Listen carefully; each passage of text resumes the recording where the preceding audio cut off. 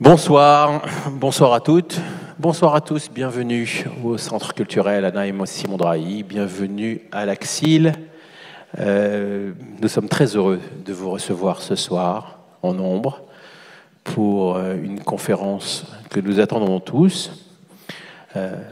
Merci, Monsieur le Premier ministre, cher Manuel Valls, d'être présent avec nous pour une seconde fois. La première était il y a 2 ans. Depuis, c'était un siècle, une éternité, comme dirait l'autre, notamment pour l'histoire d'Israël, pour les Juifs un peu partout dans le monde. Et cette évolution est malheureusement négative. Merci, chère Elisabeth Assayag, d'être présente avec nous et d'animer cette soirée.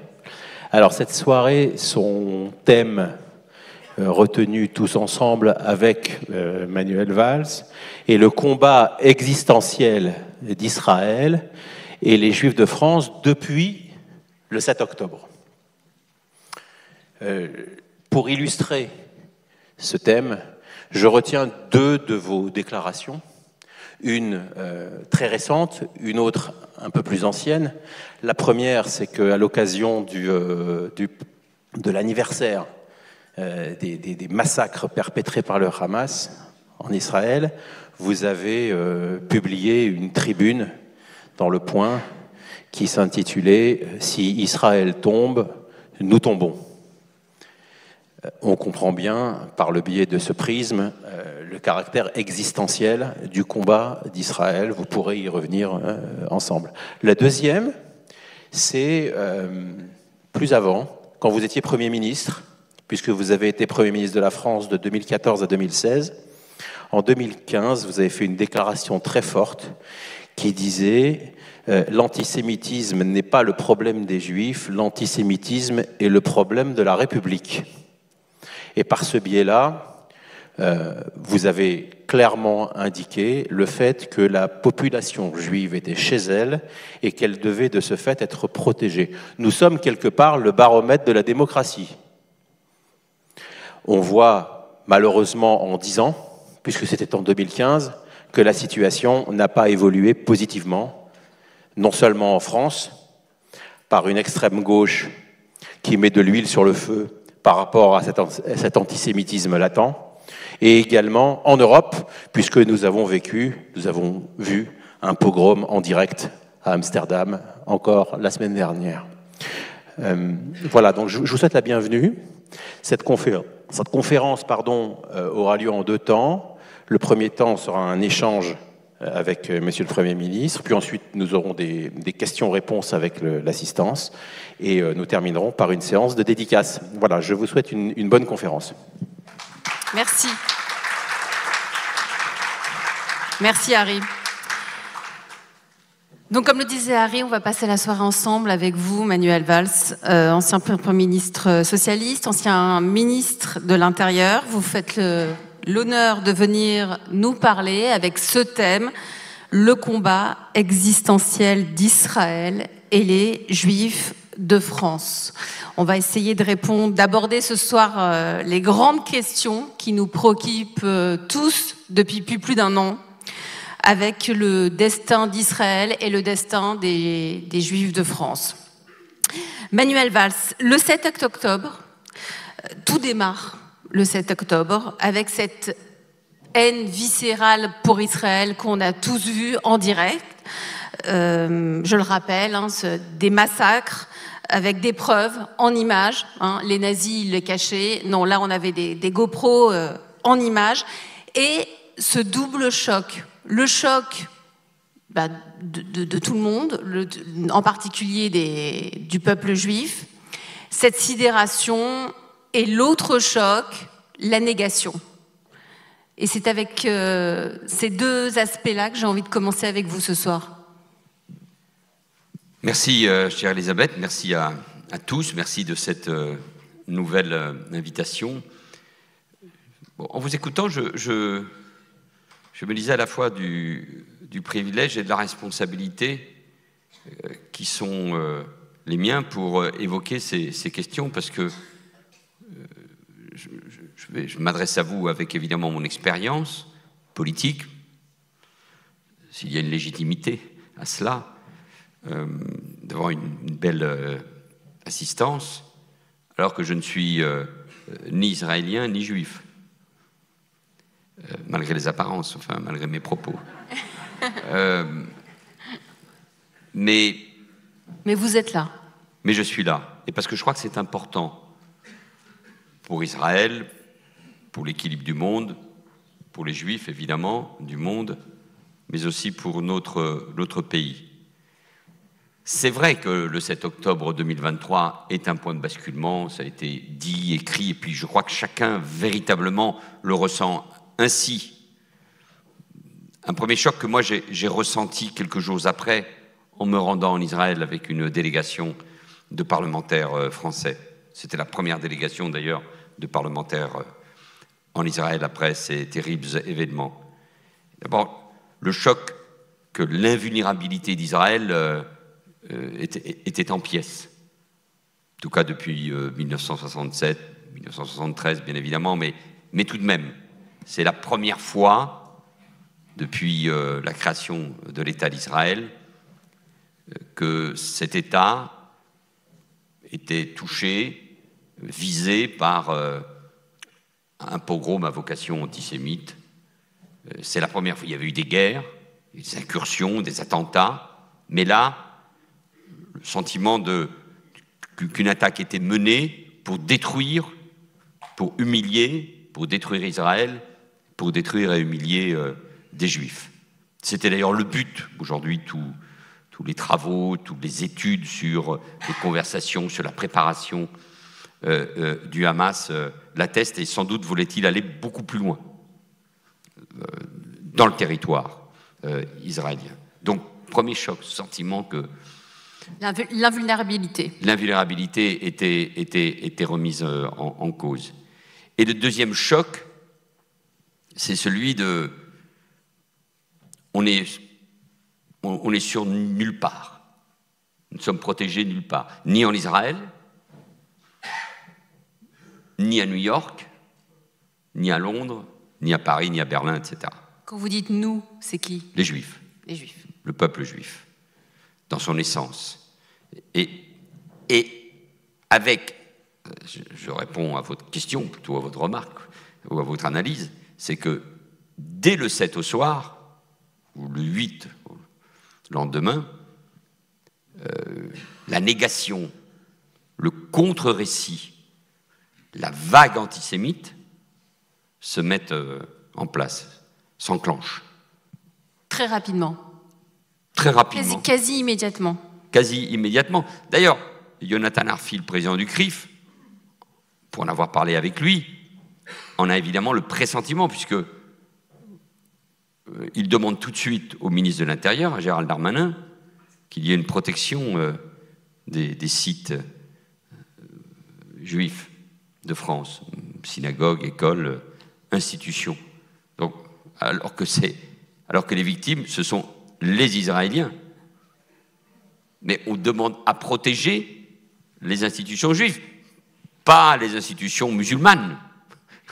Si elles ont un lien, évidemment, elles ne l'ont pas avec le Hamas. Mais ça veut bien dire qu'il y a quelque chose qui ne va pas bien, qui ne tourne pas. Et malheureusement, cette intuition, ce pressentiment était juste, puisque avant même les bombardements, la réplique israélienne, quelques jours... Qui a pris quelques jours, en plus. Qui a pris quelques jours, voire quelques semaines, la vague antisémite, sur la base, en effet, d'une dénégation, où, au fond, c'est le sens du premier communiqué de la France insoumise.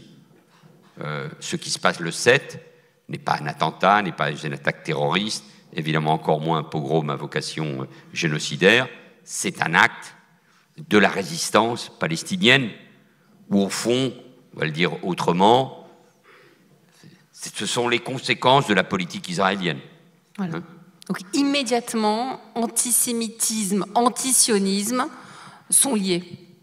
Immédiatement, avec l'incursion de la France insoumise au bout de quelques jours. Toute une partie de la gauche européenne et mondiale, on pourra l'analyser, des deux côtés de l'Atlantique chevauchent cette thèse. Et ce qui est fascinant d'ailleurs, c'est que c'est l'attentat lui-même, les attentats, les attaques, les massacres, qui provoquent ça, c'est-à-dire, ou qui font tomber un mur, un dernier rempart, et qui, cette attaque monstrueuse, parce qu'en plus on apprend très vite les détails les plus effrayants, hein, des images circulent, les viols, les décapitations, les humiliations, ça va très vite, ça circule, d'autant plus que dans cette orgie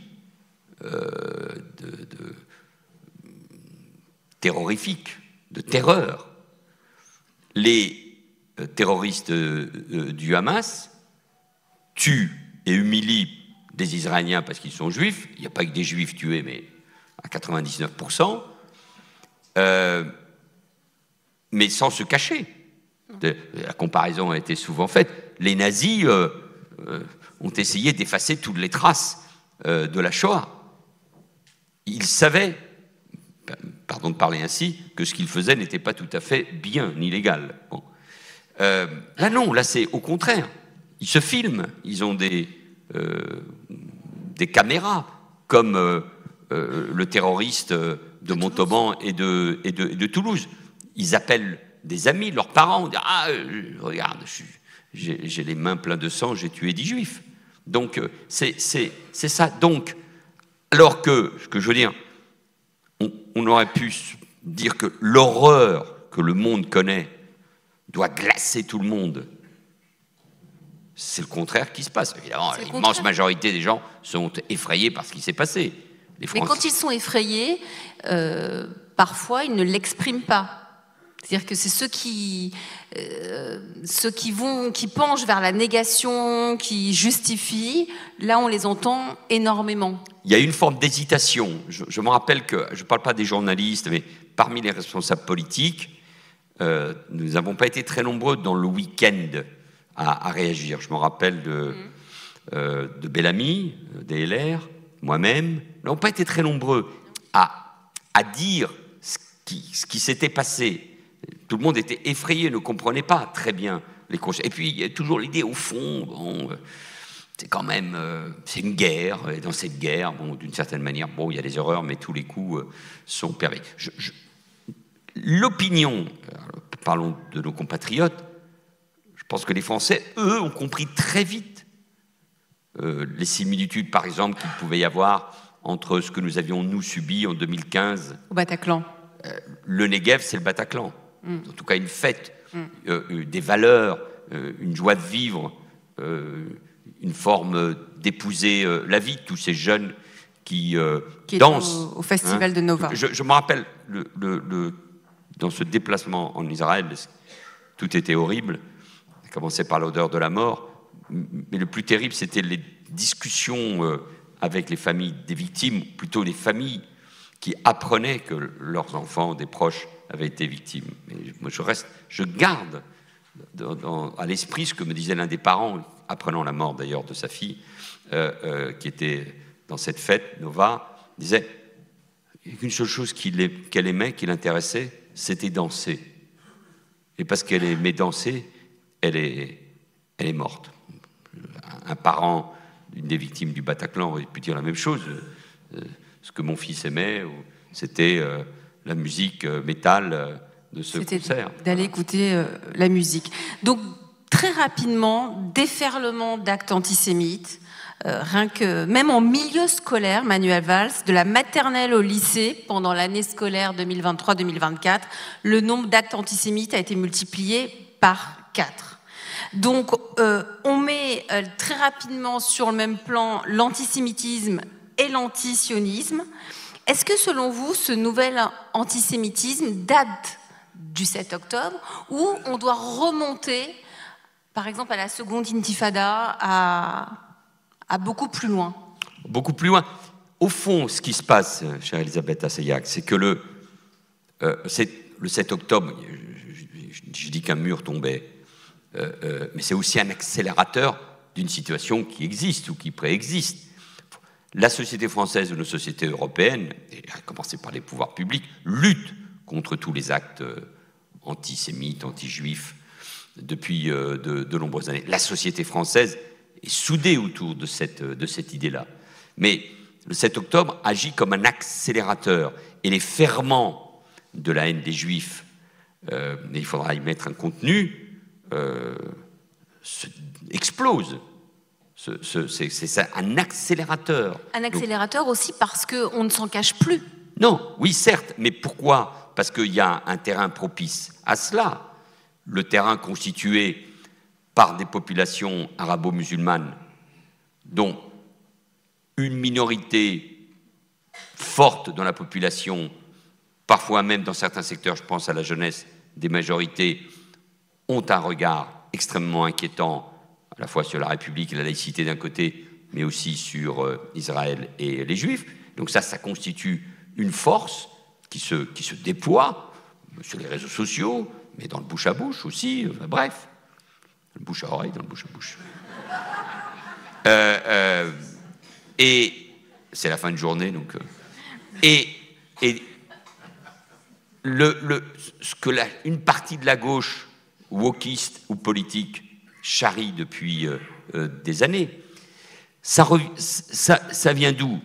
Il faut relire Raymond Aron et le livre qu'il publie après les déclarations du général de Gaulle sur le peuple sûr et dominateur après la guerre des 6 jours. Et c'est en 1967 que le grand philosophe Vladimir Yankelevitch écrit dans un recueil qui s'appelle L'Imprescriptible, qui est évidemment un recueil majeur sur ce qu'est l'antisémitisme dans notre pays, mais aussi la question de la mémoire, mais écrit que l'antisionisme, c'est la forme éduquée, moi je rajouterais vertueuse, d'être antisémite. Mais tout ça est contenu jusque, oui, la fin des années 90 et le début des années 2000. Et moi, comme maire d'Évry, j'assiste aux premiers actes contre des juifs qui se rendent ou qui reviennent de la synagogue le samedi matin avec des gamins, qui leur jettent des pierres et qui leur crient « sale juif ». Tout ça, c'est le résultat de la deuxième intifada, des messages qui passent, à l'époque, moins les réseaux sociaux, mais les paraboles, les télévisions du Golfe, les télévisions égyptiennes, du Maghreb. Al Jazeera qui était diffusé déjà à l'époque. Al Jazeera qui joue un rôle très important sur le conflit. Souvent Al Jazeera en arabe plus qu'en anglais. Bon, bref, donc oui, et vous avez là des basculements. Le 11 septembre, la conférence de Durban en Afrique du Sud qui commence à criminaliser Israël. L'idée de 2 poids 2 mesures, et puis derrière tout cela, et peut-être que je vais trop vite, une partie de la gauche étant à la recherche d'un nouveau prolétariat, qui n'est plus le prolétariat ouvrier de nos industries, mais qui est le prolétariat composé de l'immigration, de ses enfants, des musulmans, le livre d'Elouis Plenel pour les musulmans, des minorités, ça c'est plutôt aux États-Unis, ça viendra plus tard chez nous, tout ça constitue en effet un terreau. Un terreau favorable. Oui, avec des Français ou des politiques qui, tout au long de la première décennie de ce siècle, ont du mal à mettre les mots sur la réalité. Évidemment, l'assassinat de Ilan Halimi, la faiblesse de la réaction de la société française. Alors on est en pleine campagne électorale, d'accord, mais après les massacres de Montauban et de Toulouse, il y a des gens qui disent mais il n'y a jamais eu un attentat contre une école. Ou dans une école, oui. Avec ce qui s'est passé, nous sommes en plein procès avec la mort et la décapitation de Samuel Paty. Si, il y avait déjà eu un attentat. C'était en 2012. Il y avait un enseignant et 3 enfants qui avaient été tués à bout portant dans la cour d'une école à Toulouse. Donc, si vous voulez, autant la société française sécrète des protections, des anticorps, autant il y a une partie qui, évidemment, est gagnée par cela, et puis il y a un parti politique, et les filles, pour ne pas le nommer, qui va faire, à partir de ce moment-là, même s'ils avaient déjà commencé, ils avaient une stratégie vers les Français musulmans, stratégie électorale, comprend que de ce sujet, de ce massacre, mais du coup de la guerre entre Israël et le Hamas, de la riposte israélienne, on va en faire un levier pour accélérer, pour renforcer plutôt cette stratégie politique, aidée par je ne sais pas très bien si c'est le bon terme, enfin, par le wokisme ambiant, qui nous vient beaucoup des États-Unis, et en plus c'est facile, parce qu'on donne une lecture du monde, du coup, à travers Israël. Israël devient l'exemple, mais alors si... Israël étant l'exemple, on va y revenir, de la domination de l'Occident. Et dans toute cette stratégie électorale, il y a aussi la sémantique. Est-ce que le sale sioniste, c'est devenu le nouveau sale juif? Oui, parce que, d'abord, vous avez raison de parler de sémantique. Les mots sont très importants et la bataille culturelle. C'est les mots qui viennent de loin, et notamment de la conférence de Durban, en Afrique du Sud, pays qui a mis fin à l'apartheid, mais l'apartheid commis par Israël à l'égard des Palestiniens. Donc, un État qui commet l'apartheid, c'est un État qui doit être mis au banc de la société, comme l'Afrique du Sud l'a été pendant de nombreuses années, à juste titre. La colonisation des territoires palestiniens de la Cisjordanie ou de la Judée-Samarie, même si Gaza n'est pas colonisé, mais peu importe la vérité et la réalité. Mais la colonisation, c'est un rappel de ce qu'a été la colonisation exercée par l'Occident vis-à-vis notamment de l'Afrique, d'où la réaction des minorités ou des Afro-Américains ou d'une partie de l'immigration, des enfants de l'immigration chez nous. Un État colonial, donc ça renvoie Israël à son statut de puissance coloniale, au même titre que la France, la Grande-Bretagne ou l'Espagne, ou du sort qui a été réservé aux esclaves par les puissances occidentales ou par l'Amérique. Donc, alors que précisément le sionisme, c'est la lutte contre un État colonial, la Grande-Bretagne. Et enfin, le génocide, on va y revenir. Parce que là, on y est dans la sémantique. Oui, mais le génocide, c'est quelque chose qui a profondément pénétré les médias, l'université, la jeunesse, partout dans le monde. On utilise donc le génocide, donc le peuple qui a connu le génocide, ce qui n'est pas vrai historiquement, mais ce qui a contribué à la construction de l'État d'Israël, s'il commet un génocide, c'est que l'État d'Israël n'a plus le droit d'exister. Et la boucle est... Et c'est leur démonstration. Et donc, du coup, le mot antisionisme, qui est la négation d'Israël d'avoir un État, c'est la forme vertueuse d'être antisémite. Ah non, moi je ne suis pas antisémite. Je suis juste antisioniste. Puisque, évidemment, il faut enseigner la Shoah. Et ce qui s'est passé pendant la guerre mondiale est une horreur. Mais ça n'a rien à voir. Là, ce sont les Israéliens, avec leurs complices, les Juifs. Donc, c'est pour ça que le mot antisémitisme ne veut plus dire grand-chose. Tout le monde se dit antisémite. Donc il faudrait dire anti-juif maintenant. Il ne faut plus dire antisémite. Coquerel ne vont jamais à la télévision dire « je suis antisémite ». D'abord, ils seraient condamnés par la loi. Mais non, et donc c'est beaucoup plus habile. Nous sommes anti-sionistes. Nous sommes anti-israéliens. Ils habitent, non, Israël j'aime bien, mais ce que j'aime pas c'est Netanyahou. Bon, voilà, mais ils tournent. Mais derrière cela, par tous les mots, tous les exemples multiples, quand Jean-Luc Mélenchon assigne la présidente de l'Assemblée nationale, Yael Braun-Pivet, au fait qu'elle campe en Israël. Tout à fait. Là, elle revient d'ailleurs au thème maurassien, ou le poste que Mélenchon fait en rupture avec Jérôme Guedj, l'assignant à son identité juive. Et on pourrait multiplier les exemples. Tout est une question de dialectique, ce qui d'ailleurs pour des anciens trotskistes est une certaine facilité. J'écoutais Éric Coquerel l'autre jour, interrogé par Apolline de Malherbe, que nous évoquions il y a un instant, en marge d'une manifestation contre le match France-Israël. Il disait, mais monsieur Coquerel, vous étiez à côté de quelqu'un, à 1 mètre, cet individu qui appelle à l'intifada. Alors, il y a tous les exégèses, non, l'intifada, c'est comme le djihad. Non, ça ne veut pas dire ce que ça veut dire. Si, on sait ce que ça veut dire, le djihad et l'intifada dans les mots modernes. Non, non.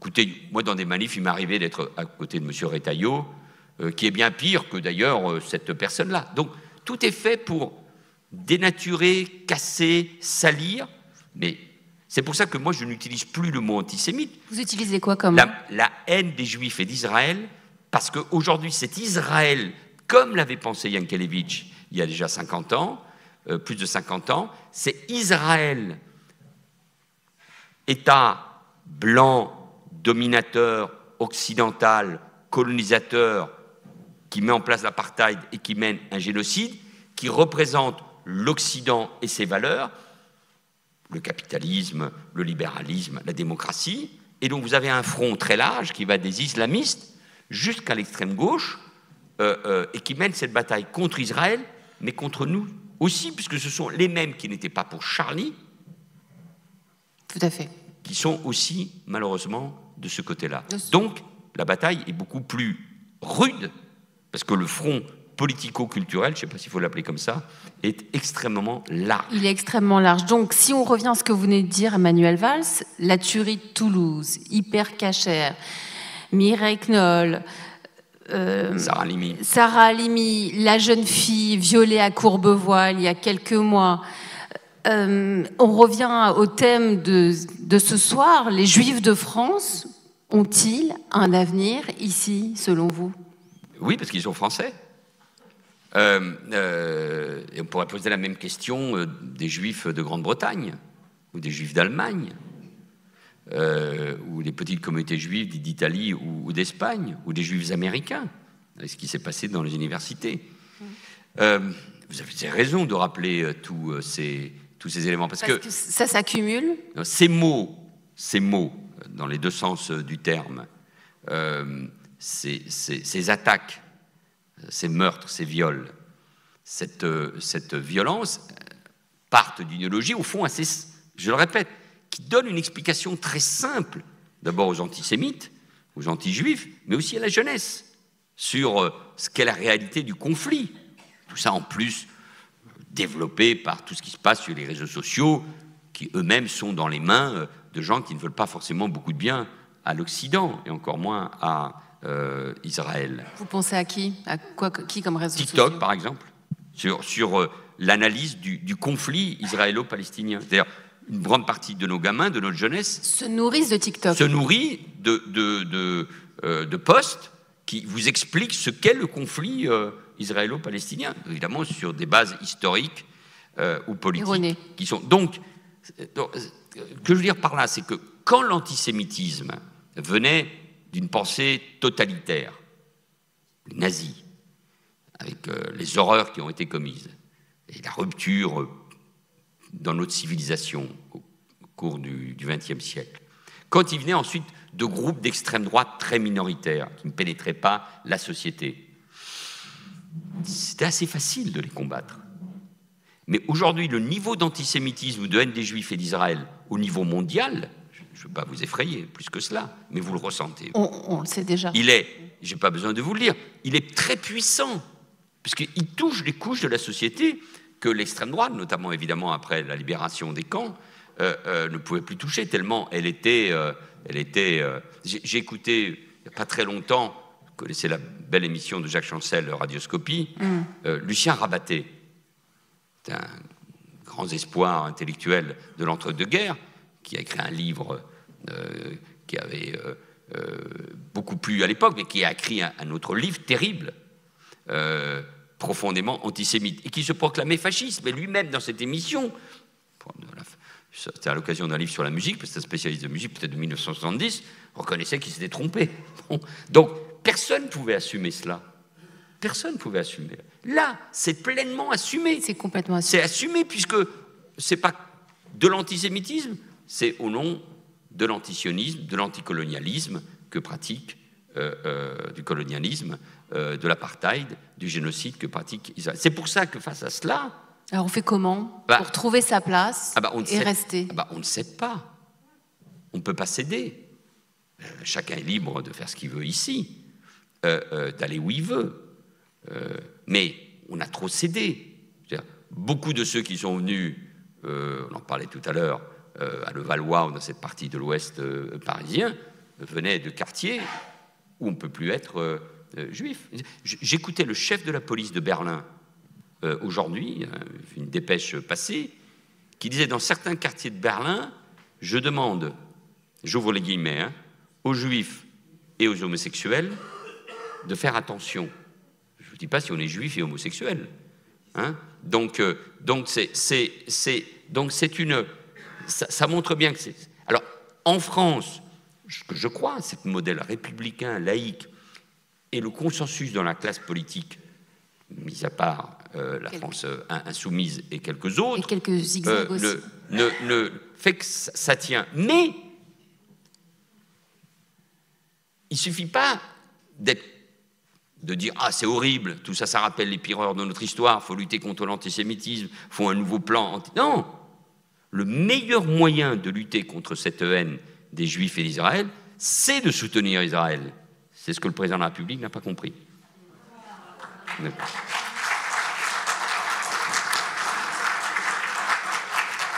Donc c'est pour ça... C'est filmé, je crois, c'est ça? Oui. C'est pour ça que vous... Et c'est pour ça que vous nous dites que nous sommes à un point de bascule, c'est-à-dire que défendre Israël, c'est nous défendre tous, oui, au-delà des Juifs. Parce que... C'est ce que vous nous dites.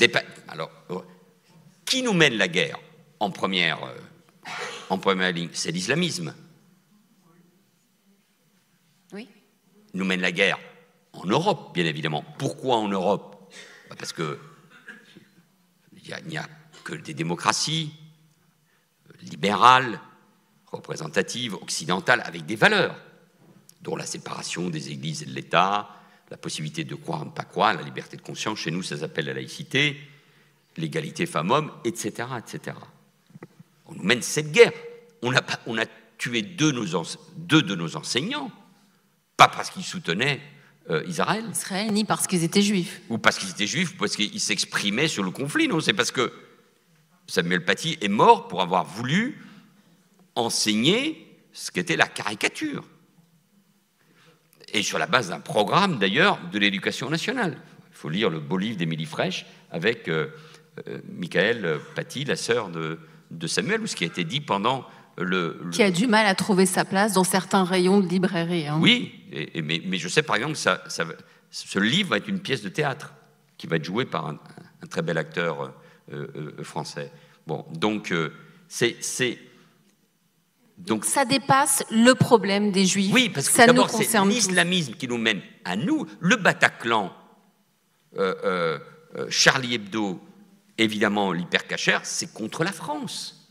Bon, donc les mêmes qui mènent cette guerre contre nous, et en visant notamment les populations arabo-musulmanes qui sont nombreuses en Europe, pour les séparer du reste de la société, et on voit bien les dégâts considérables que cela provoque, en France bien évidemment, mais dans des sociétés comme la société, c'était dit tout à l'heure, néerlandaise ou belge depuis des années. Mais c'est vrai pour la Grande-Bretagne. C'est-à-dire, chez nous, pour aussi dire les choses, il y a la plus grande manifestation pour la République et contre l'antisémitisme qui a eu lieu en Europe. Les manifestations pro-palestiniennes, ce sont des militants.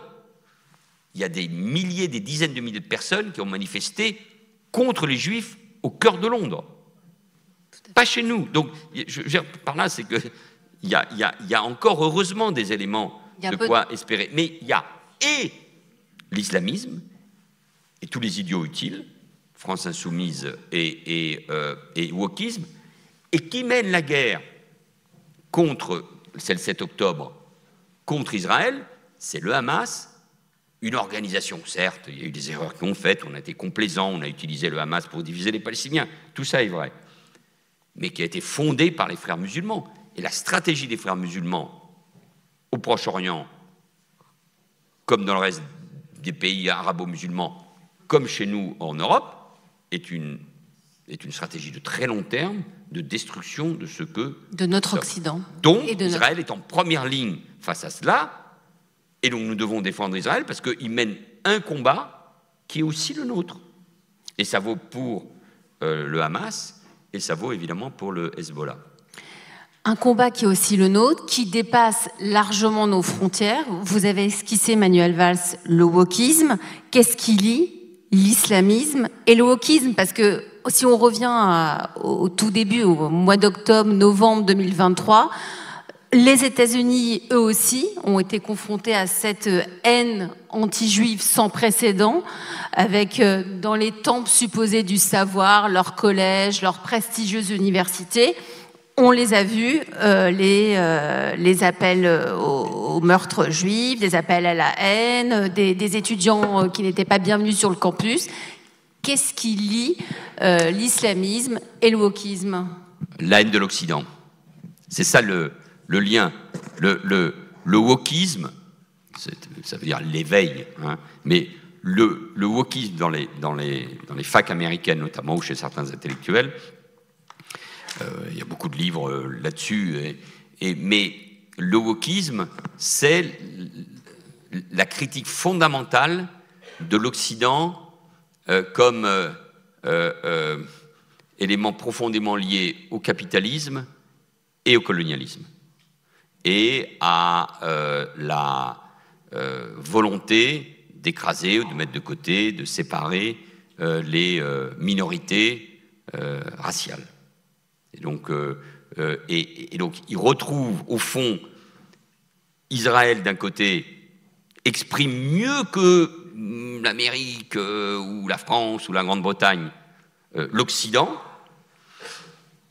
et la figure du Palestinien, le kéfier, le palestinisme, le kéfier. Très important. C'est pas Mandela, c'est pas le Che,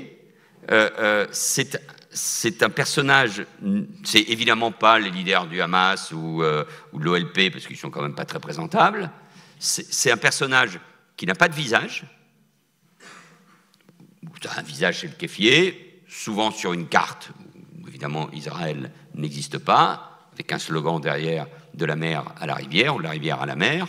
Je le dis pour Mathilde Panot, parce qu'elle ne sait pas très bien où se situe la mer et la rivière, mais faut mettre un peu d'humour, sinon la soirée va être un peu grave. Non, mais ça va, on passe une bonne soirée. Elle n'est pas plombante du tout. Et c'est cette figure-là qui incarne pleinement cela. Et évidemment, pour les jeunes, c'est formidable. Ça leur donne une raison. Écoutez, il y a toujours eu le Vietnam, il y a eu plein de... Donc là, c'est un combat. Mais derrière, il y a d'ailleurs c'est très étrange ce qui se passe aux États-Unis, parce que jusqu'à la fin des années 50, les Juifs américains, je veux dire, se heurtaient à de nombreuses difficultés. Il y avait des quotas dans les universités pour les Juifs. Les Juifs étaient aux côtés de Martin Luther King dans les grandes marches des années 60. Il y a de très beaux textes de Martin Luther King dénonçant l'antisionisme comme étant de l'antisémitisme. Mais comme les Juifs américains, comme ailleurs, se sont profondément assimilés à travers le système universitaire, culturel, médiatique, etc., donc du coup, il y a une espèce de rejet. Non, eux, c'est pas une minorité. Eux, ils sont dans la majorité qui nous opprime. Et Israël, qui était la victime, devient l'oppresseur. C'est pour ça que le 7 octobre, ça marche. Parce que ce n'est plus Israël victime, ce n'est pas la Shoah qui se reproduit. Non, c'est la conséquence de politiques de répression à l'égard d'une minorité. Cette minorité étant d'ailleurs une majorité ailleurs, mais ça, tout le monde s'en fiche, que sont les musulmans et le monde arabo-musulman. Tout ça en niant, avec avec des virages sur l'aile effrayants. Par exemple, le 7 octobre 2023, c'est aussi, je dis rarement ce mot, mais il exprime tout ce que je veux dire, un féminicide. Ce sont des viols de masse. Tout à fait. Je ne vous dis même pas le temps que les Nations Unies... Vous le dites, mais il y en a encore qui le nient. Hein. Oui, avant de le retrouver. Mais les grandes associations féministes... On ne les a pas entendues. Les mêmes qui ne soutiennent pas d'ailleurs les jeunes femmes iraniennes qui enlèvent leur voile, ne l'ont pas fait. D'ailleurs, je vois des manifestants, ils ne sont pas très nombreux, mais je voyais une vidéo sur un jeune manifestant à New York qui vient d'être expulsé d'ailleurs de son université. Les gays pour le Hamas. Ouais, ça, pas les gays pour Gaza. Hein. Ouais. Les gays, je veux dire, là, il y a un problème. Vas-y, va à Gaza et tu verras le sort. Alors que les Palestiniens homosexuels se réfugient à Tel Aviv, dont nous connaissons. Donc il y a aussi une ignorance. Il y a une ignorance, évidemment, il y a des contradictions profondes, mais ils ont un sujet. Et ce sujet-là, il dépasse tous les autres, qui est cette, puisque c'était votre question, la haine de l'Occident, de nos valeurs démocratiques. Mais quand je dis ils sont les idiots utiles, pour reprendre la phrase de Lénine, c'est parce que la force là-dedans, c'est l'islamisme. C'est l'islamisme. C'est l'islamisme qui, là, a un projet de de grande envergure et qui voilà, va au-delà du 7 stratégie. octobre. Et ce sont les frères musulmans qui ont cette stratégie là derrière. Mais, pardon, tout cela aidé par, évidemment, la Chine dans une moindre mesure, la Turquie, l'Iran, bien évidemment, la Russie à travers tous ces réseaux sociaux et ces moyens de communication, puisque eux aussi, il suffit de lire leurs textes quand ils se retrouvent, au nom d'ailleurs d'un concept qui est le Sud global, mènent aussi, alors je ne mélange pas tout, parce que parfois il peut y avoir des arguments qu'il faut entendre, mais mènent cette bataille, cette guerre politico-culturelle contre l'Occident. Nous sommes, alors si en Occident, nous sommes apeurés, tremblants, et que nous n'avons pas compris ce qui se passe, ou si plutôt notre diplomatie, quelle qu'elle soit, du Quai d'Orsay à M. Borrell, à Bruxelles, épousent toujours les vieux schémas sur le conflit israélo-palestinien, il faut une solution à 2 États, revenir aux frontières de 67, je mets des guillemets, ne vous inquiétez pas, avec une seule capitale, Jérusalem. Mais vous la voulez, cette solution à 2 États, Manuel Valls? Oui. Peut-être avec qui, on ne sait pas aujourd'hui, mais vous la voulez? Non, mais moi aussi, il m'est arrivé de répéter les mêmes phrases. Mais ce que je sais aujourd'hui, c'est que cette solution à 2 États, c'était une solution politique pour les Palestiniens. D'une manière ou d'une autre, il faut la trouver. D'ailleurs, ils vivent aussi aujourd'hui déjà dans des espaces gérés par les Palestiniens. Gaza n'était pas géré par Israël ni par l'Égypte, était géré par le Hamas, avec des milliards de la communauté internationale, du Qatar, des Émirats, du Qatar surtout, de l'Union européenne, des Nations Unies, avec l'UNRWA derrière tout cela aussi.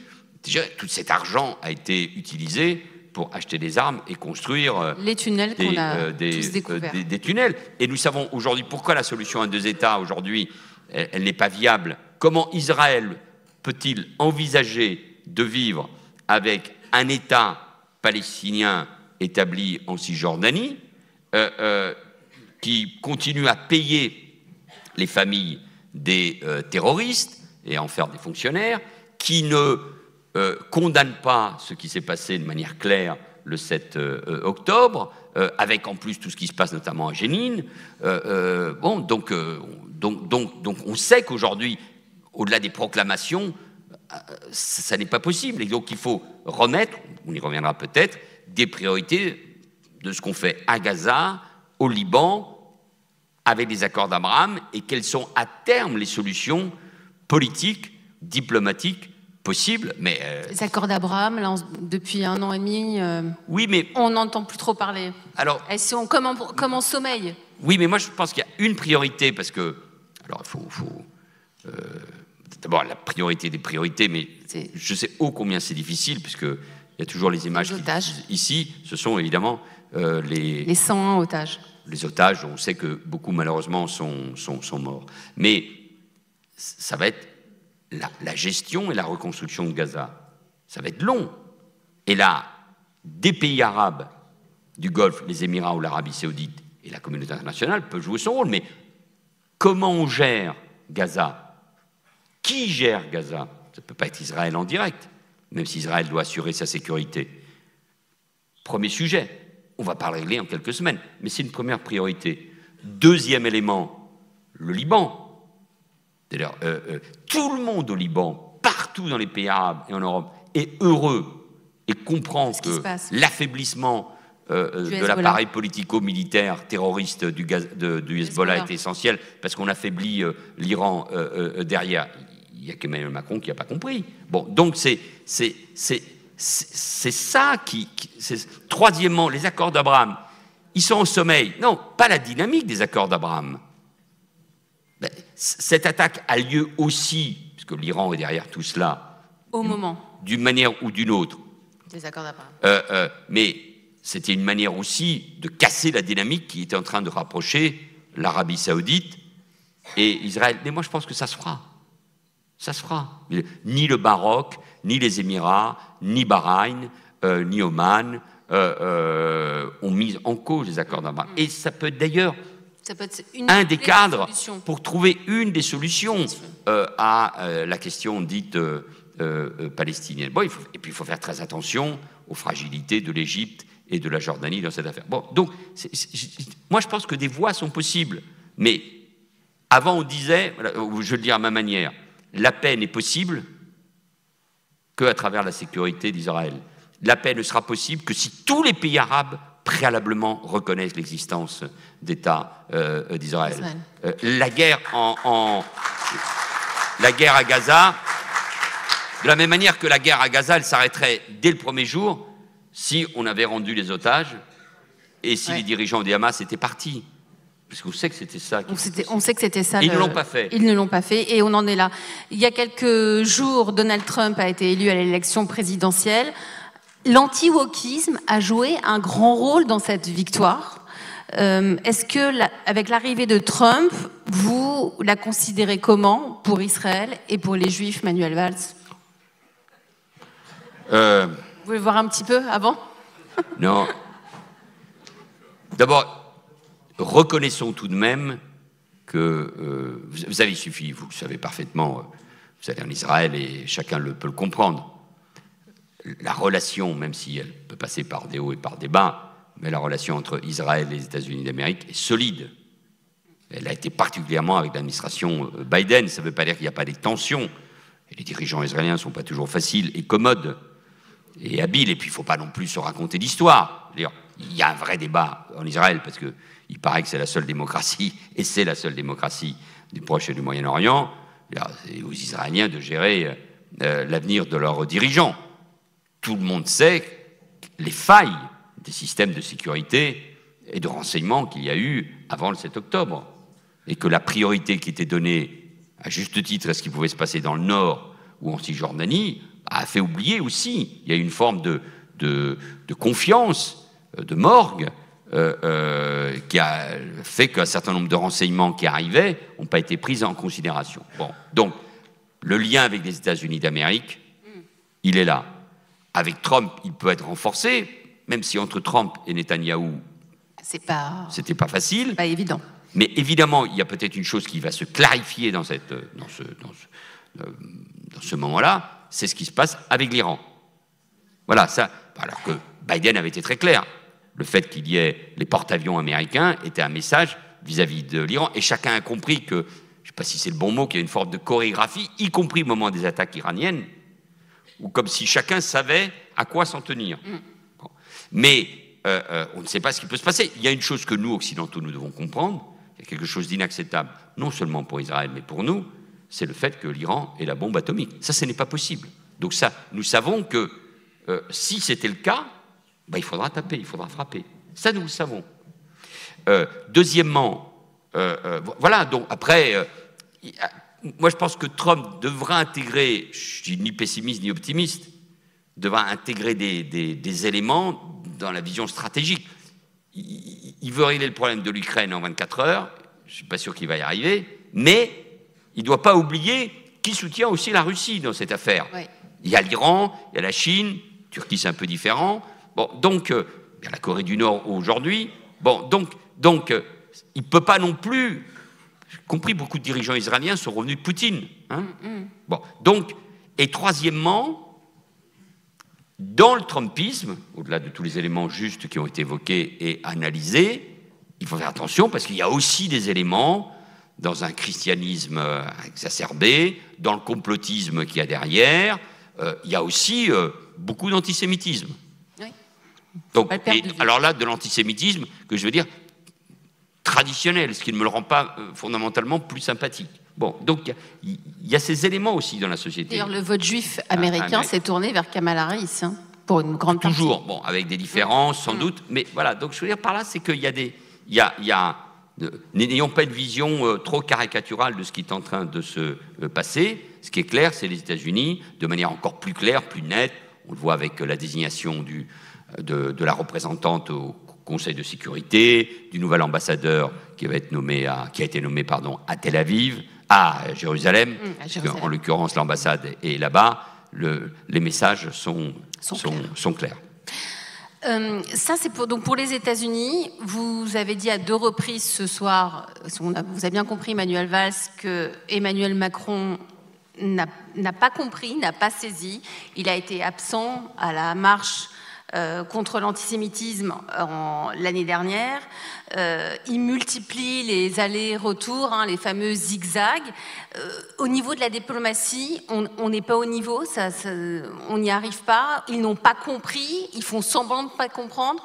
Comment vous percevez vous parlez de chorégraphie, si on a envie d'utiliser le même terme, cette chorégraphie d'Emmanuel Macron vis-à-vis du peuple juif? Il y a une facilité que j'utilise qui est de dire ils n'ont pas compris, c'est vrai. Et il y a des zigzags, et comme il y a des zigzags, à la fin, on perd sur tous les tableaux. Deuxièmement, peut-être qu'au Quai d'Orsay, il y a ce vieux discours, faute d'en avoir inventé un. Je pense qu'en effet, il y a une espèce de conservatisme qui fait qu'on ne comprend pas comment les choses avancent. J'avais publié il y a déjà 2-3 ans une tribune m'étonnant et lamentant le fait que et la France et l'Europe ne soient pas en soutien absolu des accords d'Abraham. Parce que c'est une chance incroyable, y compris sur la question palestinienne. Ils n'avaient pas compris. Et pourtant, nous, Français, nous sommes très présents aux Émirats, au Qatar. Le Qatar est ici un peu trop présent chez nous. Et en Arabie Saoudite. Bon, donc, voilà. Là, c'est du conservatisme. Mais fondamentalement, je pense qu'Emmanuel Macron ou d'autres, mais il n'a pas compris ce qu'a été le 7 octobre, au-delà des mots justes qui ont été les siens quelques heures après cette tragédie, pas compris. Il ne le voit que comme la question du conflit israélo-palestinien. C'est quelque chose de beaucoup plus profond. Et on ne peut pas séparer. Alors moi, je suis très ferme là-dessus, je l'ai dit tout à l'heure, très clair. On ne peut pas séparer ce qui se passe chez nous de ce qui se passe là-bas. Alors je sais bien, il y a la phrase « faut pas importer le conflit ». Mais ça, le conflit, il est là, déjà, à sa manière. Deuxième, la synthèse de tout cela, c'est pas le fait qu'il était absent de la manifestation. Bon, moi, je pense qu'il devait y aller. Mais c'est qu'à la veille de cette manifestation, il donne une interview à la BBC, qui est une attaque en règle contre Israël. On parle du 12 novembre.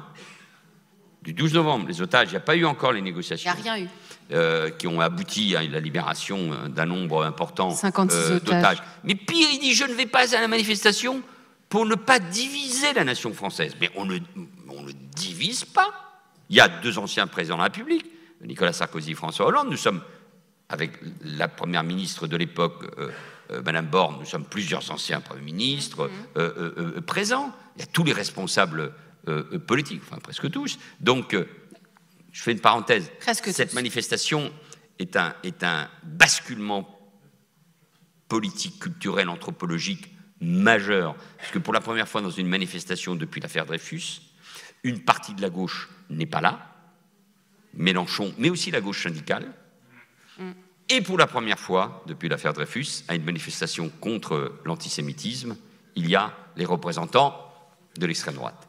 Donc c'est un choc, c'est un changement, mais ça... C'est le basculement de la société française. Ah oui, c'est un basculement d'un point de vue... politique française. Ah oui, je crois très important. Et le président de la République se devait être là et de trouver les mots pour rassembler et réunir, pour incarner le rassemblement et l'unité de la nation française contre la haine des Juifs. Alors, à la manifestation, évidemment, il y avait pour la République et contre l'antisémitisme, donc là-dedans, il y a à boire et à manger, parce que la question, quand même, c'était après le 7 octobre, et les actes antisémites, évidemment, qui chez nous. ont suivi immédiatement. Mais on ne peut pas le délier, vous voyez ce que je veux dire? À force de tellement de prudence, non, on ne parle pas d'Israël, on ne parle pas de Netanyahou, parce que c'est compliqué avec lui, des maux de tête terribles, ça fait des années. Donc, Netanyahou, il est le chef du gouvernement, il aura à répondre de ses actes. C'est une démocratie, il y a des commissions d'enquête, les gens continuent de manifester contre lui. Le jeu politique israélien, évidemment, bien plus compliqué que celui que j'ai connu au Parti Socialiste quand il y avait autant de courants. Mais on comprend, c'est ça qu'on ne comprend pas. Les mots sont vieux, datés, morts sur ce qui s'est passé. On est dans un autre... C'est plus le monde de Yalta. En gros, c'est le même tweet qu'il aurait pu écrire il y a 10 ans. Or, on n'est plus du tout sur la même époque. Moi aussi, j'ai pleuré quand il y a eu les accords d'Oslo, la poignée de main entre Rabin, Peres, Arafat, le roi de Jordanie, Clinton, etc. Parce qu'on sentait bien qu'il y avait quelque chose, mais ce n'est pas uniquement à cause de la... Il y a eu évidemment l'assassinat de Rabin tué par un juif israélien. Il y a évidemment ce que la droite israélienne a pu mener comme type de campagne. Mais enfin, la vague d'attentats qui suit la mort de Rabin, cette vague d'attentats organisée d'abord par le Hamas, toujours. Hein. Bon, donc, et il y avait des accords possibles de paix, pas seulement à Oslo, mais en 2000, juste à la fin de la présidence Clinton, avec Ehud Barak. Et tout le monde sait que Barak est allé très loin dans les concessions, y compris sur Jérusalem. Et c'est Arafat qui ne veut pas, parce qu'il espère continuer la négociation en obtenant plus avec le successeur de Clinton, c'est-à-dire George Bush fils. Bon, donc, et il y a eu encore, avec Olmer, il y a eu encore des possibilités. Donc, et nous, on est toujours avec le rétroviseur. Hein, on regarde le rétroviseur, on ne regarde pas les évolutions de la société israélienne. Il y a, par exemple, dans la société palestinienne aussi, et ce n'est pas quelque chose d'isolé, la pénétration profonde de l'islamisme. Si aujourd'hui il y a des élections en Cisjordanie, nous le savons tous, c'est le Hamas qui l'emporte. Bon, pourquoi? Mais parce que la corruption, l'absence de courage des dirigeants israéliens, les programmes scolaires alimentés par l'UNRWA, qui ont mis la haine des Juifs dans la tête des gamins. Je ne dis pas qu'Israël et son gouvernement n'ont pas des responsabilités. Il y a des responsabilités, bien évidemment. Il ne faut pas se raconter l'histoire. Mais on est arrivé à un point que c'est pour ça que la solution des États est aujourd'hui extrêmement difficile. Mais on ne peut plus regarder ça avec les mêmes schémas d'avant. Vous parlez de l'absence de courage des dirigeants israéliens. Est-ce qu'ici, en France, on peut parler d'absence de courage aussi? Qu'est-ce que j'ai dit, moi? Israéliens, palestiniens. Mais est-ce qu'ici, en France, on peut parler d'absence de courage aussi? Ah, oui, oui. Alors, parce que c'est la question que vous ne posez pas, mais qui est derrière celle que vous posez. Pourquoi il y a cette absence de courage? Alors, d'accord, ils ne comprennent pas. D'accord. Ils sont sur des vieux schémas, je l'ai dit. Mais quoi d'autre? Il y a une peur. Oui, il y a une peur. C'est la peur de quoi? C'est la peur des populations arabo-musulmanes qui sont en France et en Europe. Donc c'est la peur. Il y a le poids. 500 000 juifs face à quelques millions, pardon, mais ça ne pèse pas beaucoup. Même si les juifs sont derrière tout. Hein, mais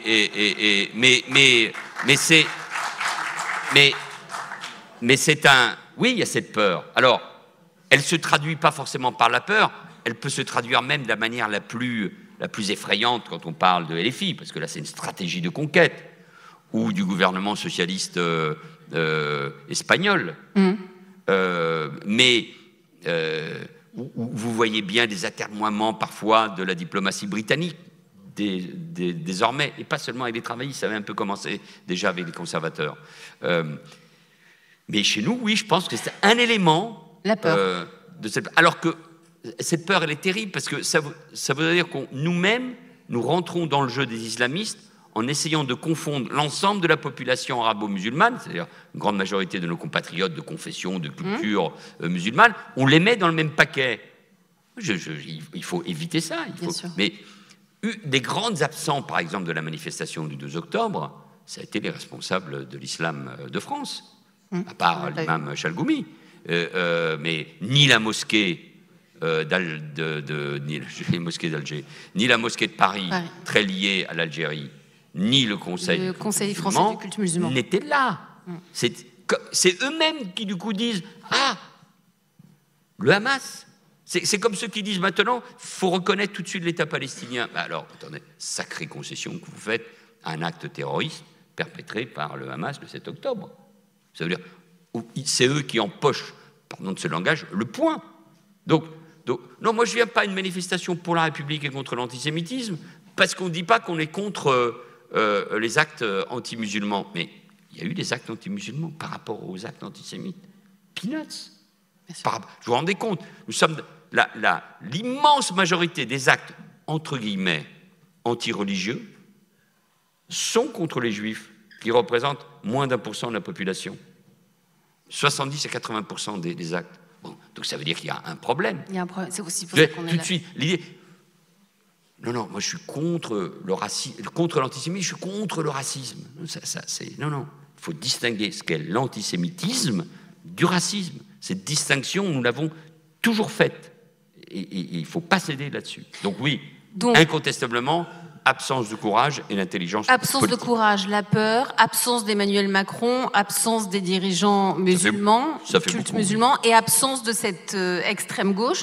Il y a plus de 10 ans, Manuel Valls, vous parliez de la gauche irréconciliable. Les gauches irréconciliables, on y est encore. Oui. Et ça va être quoi la suite de la solution? Est-ce que ça va être une extrême droite? Quand j'ai utilisé l'idée des gauches irréconciliables, c'est précisément parce que j'avais compris, je l'ai d'ailleurs d'une certaine manière payé parfois politiquement, moi aussi je suis une victime, il est temps que je me victimise, j'ai payé mes engagements, notamment contre Dieudonné, c'est-à-dire l'alliance de l'extrême gauche jusqu'à l'extrême droite nazie de Soral, mais aussi de Châtillon, qui était il n'y a pas très longtemps très proche de Marine Le Pen, qui est toujours antisémite, qui vit aujourd'hui à Rome, de toute cette tendance qui a été écartée du Rassemblement national, mais qui reste antisémite, avec des islamistes. C'est des manifestations de 2014, assez massives, là celle-ci, où on avait crié « Mort aux Juifs » dans les rues de Paris. Oui. Dans les rues de Paris, pour la première fois depuis la Libération. Bon, donc, mais là, c'est pas l'extrême droite qui remet en cause l'antisémitisme. C'est une partie de la gauche. C'est pour ça qu'à ce moment-là, comme LFI, je ne sais pas si ça s'appelait LFI déjà, Mélenchon en 2014 comme en 2019, etc., nous les avons retrouvés dans ces manifestations, j'ai considéré que là, il y avait une rupture, et ce qui s'est passé tout au long de cette année, c'est-à-dire que pour la première fois dans notre histoire, toujours depuis l'affaire Dreyfus, on a fait du juif un élément de conquête politique. Je veux parler de la campagne des européennes, de la liste de la France insoumise, avec la figure de la palestinienne, Rima Hassan, comme c'est fait. Et il faut quand même, elle n'est pas palestinienne, oui. Et il faut quand même 10%. C'est beaucoup. Et rebelote au moment des législatives. Et de ce point de vue-là, je considère que c'est une faute stratégique, politique et morale de la part des socialistes d'avoir fait cette alliance dans le cadre du nouveau Front populaire avec eux. De même que moi je comprends tout à fait l'idée qu'on appelle à voter pour les candidats républicains contre le RN, mais j'y mettais une condition qui n'a pas été respectée, c'est qu'on a appelé aussi à voter pour des LFI. Ah non, il y a des LFI qui sont bien. Non, c'est un parti, c'est une stratégie. Je veux dire, Corbière et d'autres s'en sont détachés, mais après les élections. Bon, donc, pas avant. Ils ont sauté comment il s'appelle, le député Ruffin. Il écrit un livre sur la stratégie de Mélenchon, mais il l'écrit après, il part après, il part pas avant. On se fait élire. Et puis, quand je vois mes copains socialistes, moi je ne suis plus au PS depuis 2017, s'indigner des propos de tel ou tel dirigeant ou de tel ou tel député de l'EFI flirtant ou sentant bon ou mal ou mauvais l'antisémitisme, je dis mais attendez, mais ça n'est pas nouveau. Vous faites semblant de le découvrir aujourd'hui. Vous ne l'avez pas dit pendant des semaines parce qu'il y avait ces législatives. La campagne qu'a subie Raphaël Glucksmann, c'est une campagne antisémite. Il était traité de sioniste. Il s'est quand même mal lié au nouveau Front populaire. Mais comment lui-même a-t-il pu accepter, alors sans doute par dépit, par colère vis-à-vis de la dissolution provoquée par Emmanuel Macron, mais comment a-t-il pu justifier après, au nom du combat contre l'extrême droite? Tout ça est vieux. Je veux dire, je reviens donc à la là aussi, on est sur les anciens oui, mais combats on revient à la manif d'il y a très longtemps. À la manifestation du 12 novembre 2023, il y a les héritiers de l'extrême droite, et il n'y a pas LFI. Ah, mais attendez, on est chez les fous. Je comprends bien qu'il y a toute une stratégie de la droite nationale populiste européenne. Ça, j'ai très bien compris. On n'est pas idiots. Il y a les stratégies politiques. Mais enfin, le seul parti qui aujourd'hui qu'on peut considérer le seul parti qui est pignon sur rue, qui est les élus, hein, je ne parle pas des groupuscules, qui est antisémite, qui tient un discours antisémite, c'est la France insoumise. Donc on ne peut pas s'allier avec un parti antisémite.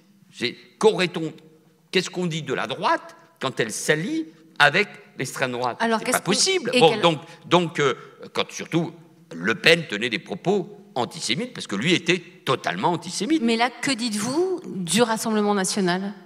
Pardon? Que dites-vous du Rassemblement national? Le Rassemblement national est un parti en mutation, qui n'a pas rompu ses racines, puisque de même fête les anniversaires du Front National. Ils disent eux-mêmes, d'ailleurs, nous avions raison avant d'autres dans les années 70, 80, 90 sur l'immigration, mais c'est un parti qui aujourd'hui est en rupture. Ça ne veut pas dire qu'il n'y a pas des militants, il y en avait pendant... Mais pour vous, c'est plus un parti antisémite? Moi, je pense que tant qu'ils n'ont pas rompu officiellement avec le FN, je ne parle pas de la rupture entre Marine Le Pen et son père, tant qu'il n'y a pas une rupture, quelque chose, moi j'aurais toujours, au fond de moi-même, un doute profond avec cette histoire. D'ailleurs, les hésitations du jeune Bardella concernant Le Pen en sont une démonstration. Et j'avais d'ailleurs eu l'occasion de dire à beaucoup de mes amis français juifs, concernant Zemmour ou concernant Bardella, attention, c'est pas parce qu'il dit des choses qui vous font plaisir qu'il faut tout acheter.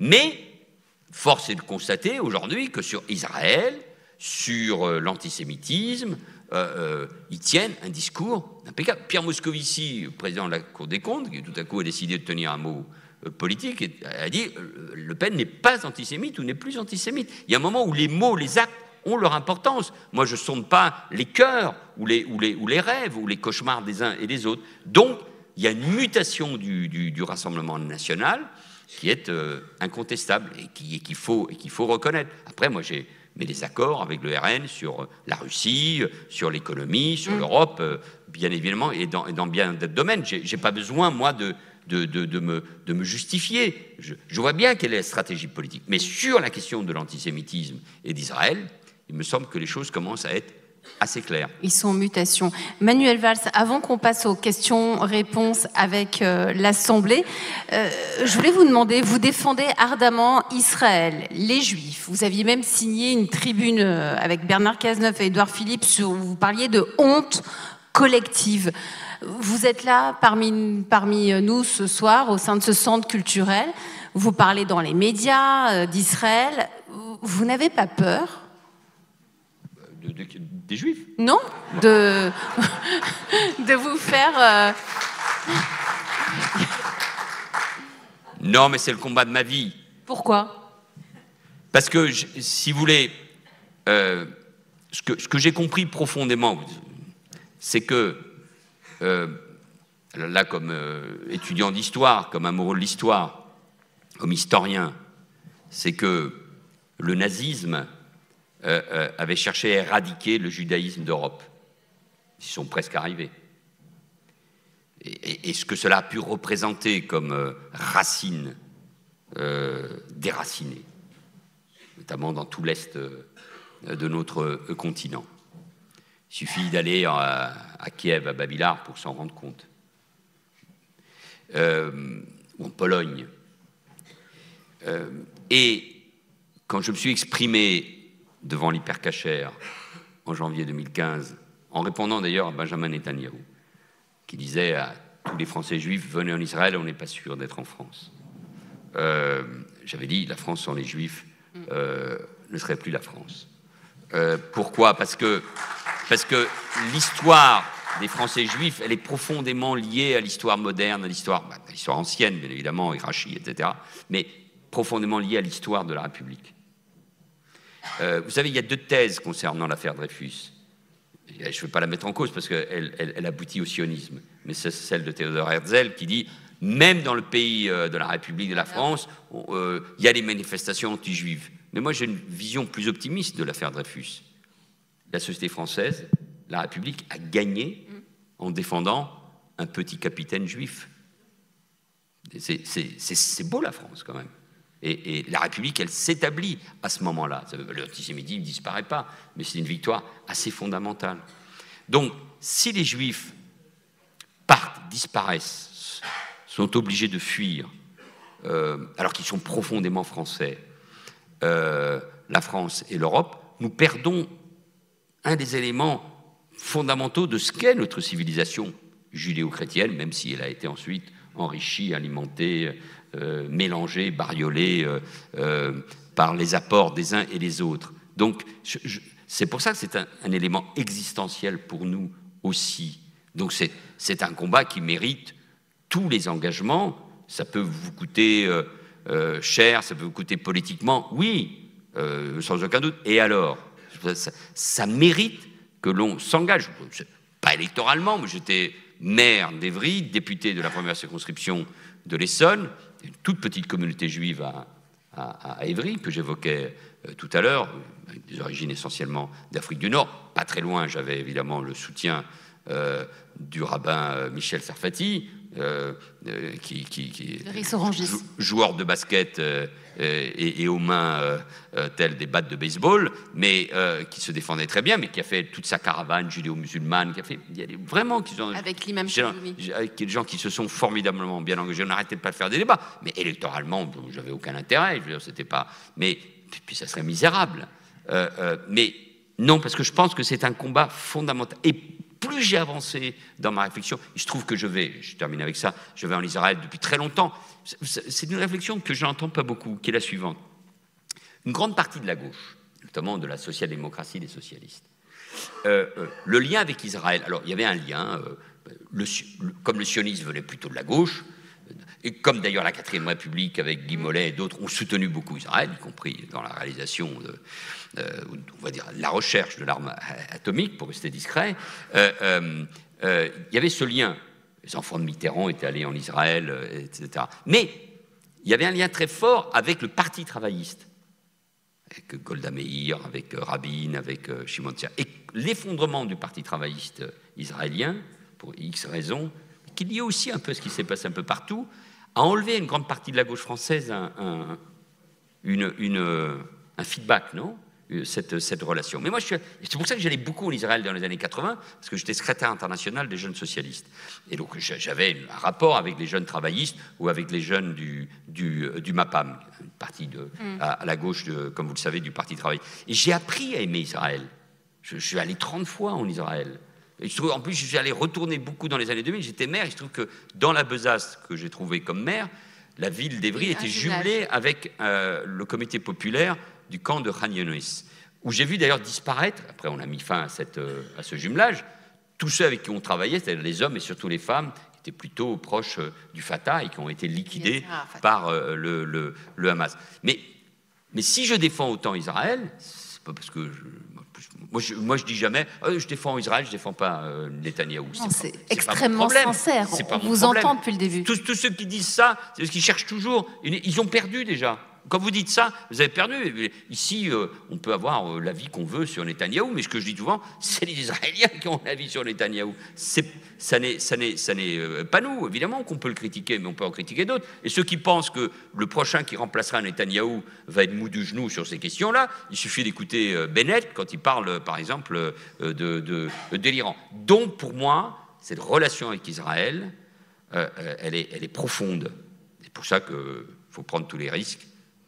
Parce que pour Israël, pour les Français juifs, mais d'abord et avant tout pour la France, nos valeurs et notre civilisation, ça me paraît un combat fondamental. Merci, Monsieur le Premier ministre Manuel Valls. Merci, Monsieur le Premier ministre. Merci, cher Manuel Valls. Merci, chère Elisabeth Assayag. Vous n'avez pas peur et vous êtes sincère.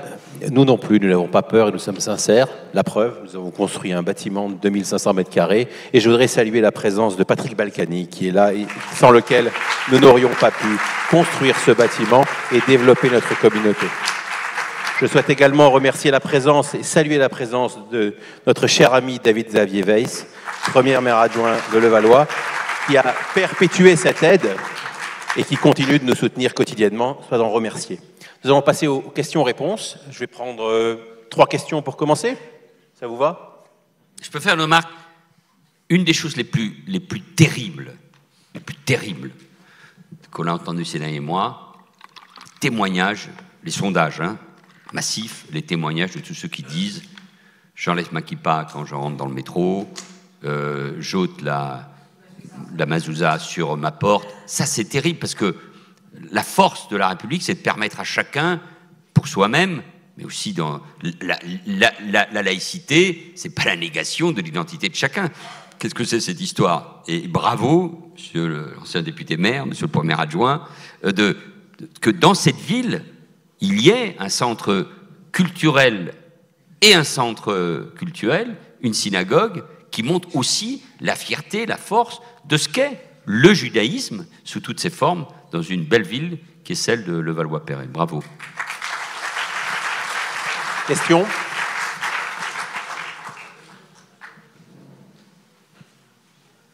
Il faut être diplomate ici.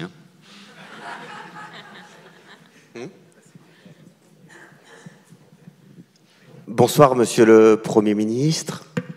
Une question dont la réponse sera sans doute compliquée pour vous, mais je sens, compte tenu de votre attachement au peuple juif et à l'État d'Israël, que je connais d'avance la réponse, mais enfin, je vous pose quand même la question. Si vous étiez amené à être président de la République française, vous l'avez, en tout cas, vous avez tenté de l'être. Si vous êtes amené à l'être, est-ce que vous prendriez la décision de transférer l'ambassade de France de Tel Aviv à Jérusalem? On va prendre 3 questions, comme ça vous pourrez y répondre. C'est mieux.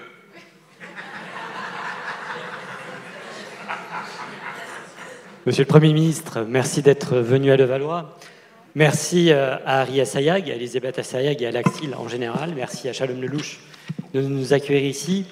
Vous avez parlé du rendez-vous manqué du président de la République qui n'est pas venu à la marche contre l'antisémitisme. On a évoqué plusieurs reprises les pressions internationales qu'il exerce contre Israël, y compris pour ne pas qu'Israël puisse avoir des armes de défense. On l'avait évoqué pendant ce débat, mais on l'a vu dans la presse, et quelles qu'en soient ses motivations, ça peut inquiéter les Juifs. Et au-delà des Juifs, ça peut inquiéter beaucoup de Français. On a évoqué l'allié interne, j'en parlais avec Shalom Lelouch, on a déjeuné ensemble il y a 3 jours, et on parlait de l'allié interne qui a commencé il y a plus de 20 ans, parce qu'il y a eu Ilan Halimi et il y a eu Mireille Knoll. On a bien vu que les populations quittaient l'Est parisien, quittaient Sarcelles, venaient justement dans l'Ouest parisien, à Levallois, mais pas que à Levallois, Neuilly, dans le 16e, dans le 17e. Pas parce que c'est des arrondissements chics et bourgeois, mais parce que c'est des arrondissements qui ont misé sur la sécurité et sur le fait de pouvoir porter la kippa, avoir les tzitzit, en liberté sans être agressé. Vous parliez du rabbin qui était agressé, ou de jeunes juifs qui étaient agressés par des cailloux après l'intifada.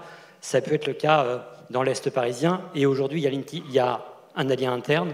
Et on se disait que Levallois, c'est un peu le terminal 4 de Roissy avant l'Alia, la vraie Alia, parce que beaucoup de Juifs ne se sentent plus en France, ne se sentent plus en tout cas protégés par les institutions françaises quand effectivement un président de la République ne montre pas le signal, quand un président de la République semble dénigrer Israël ou faire pression sur Israël, quels sont, nous, à notre niveau en tant qu'élus locaux, on fait notre job, on préserve les populations juives, mais quelles seraient, vous, les préconisations que vous avez pour la France et pour que les Français se sentent bien partout en France? Dernière question. Du lot. Moi, ce ne sera pas du lourd, hein. C'est simplement, puisque vous êtes là, pourquoi, en tant que juive, je ne me sens plus en sécurité, même à Levallois.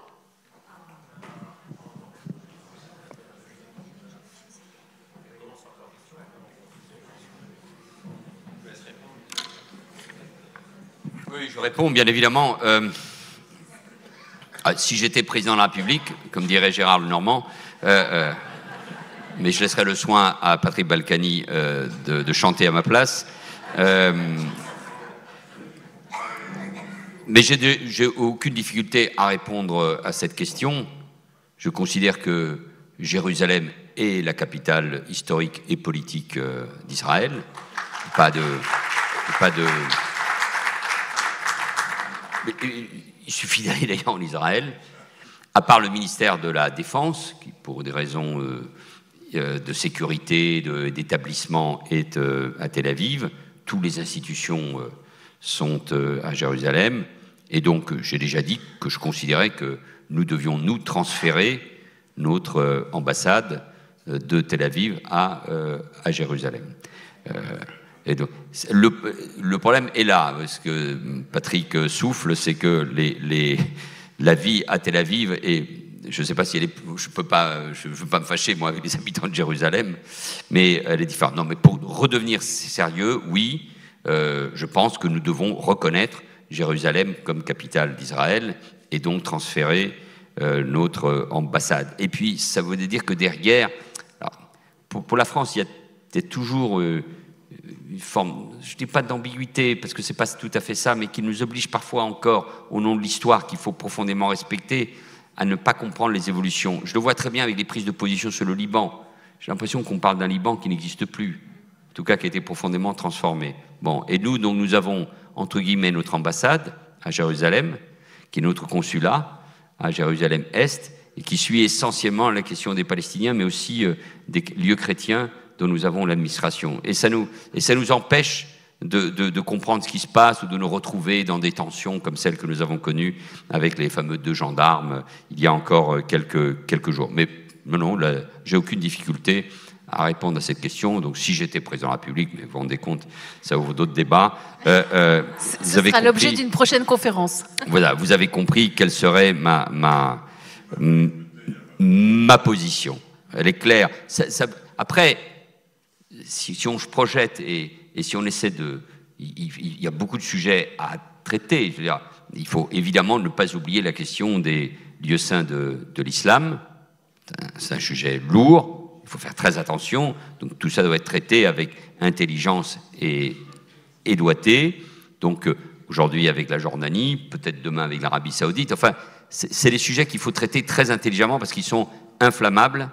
Et vous voyez bien qu'y compris en Israël, il y a des gens qui utilisent ce qu'on appelle l'esplanade des mosquées aussi à des fins politiques. Donc il faut faire attention parce que là, on touche à des choses qui sont... Alors là, qui peuvent provoquer des tremblements de terre. Hein. Donc soyons attentifs à cela. Deuxièmement, il ne peut pas y avoir d'équidistance entre, d'un côté, un État démocratique, avec un pays dont le peuple désigne ses dirigeants, qui a une passion pour le débat et la démocratie à l'extrême, qui a ses propres problèmes, parce que ce que beaucoup de nos dirigeants français n'ont pas compris aussi les évolutions de la société israélienne depuis 30 ou 40 ans, pour le meilleur et pour le pire, hein, comme toutes nos sociétés. Donc il ne peut pas y avoir d'équivalence, d'équidistance entre cet État démocratique et des organisations terroristes ou des proto-États terroristes. Et donc dans les prises de position, très souvent, je veux dire, alors, moi aussi je suis pour un cessez-le-feu s'il permet de régler les problèmes.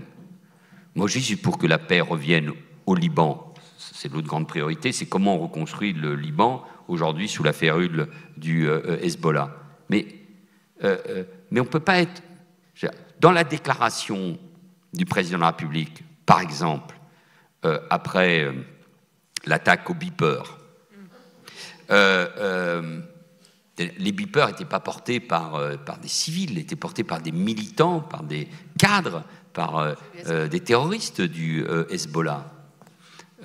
Et on ne peut pas faire une déclaration de condoléances et de compassion au peuple libanais, oubliant que l'attaque n'était pas contre le peuple libanais, mais était contre le Hezbollah, qui lui-même a construit des milliers de tunnels, des milliers de kilomètres, des centaines de kilomètres de tunnels bien plus efficaces que ceux du Hamas, et dont on sait qu'il s'apprêtait à mener des opérations en Galilée du type de celle du 7 octobre. Sans compter que depuis le 8 octobre 2023, ce sont des centaines de missiles et de roquettes qui ont été tirés sur Israël, que des dizaines de milliers d'habitants du nord d'Israël, où moi je me suis rendu encore il y a quelques mois, ne vivent plus dans leur village ou dans leur kibbutz. Bon, donc c'est cette réalité qu'on semble oublier, cette équidistance qui me gêne. Moi, j'ai aucun doute sur le soutien personnel et public du président de la République, évidemment contre l'antisémitisme, ou pour Israël, pour sa sécurité. Je n'ai aucun doute là-dessus,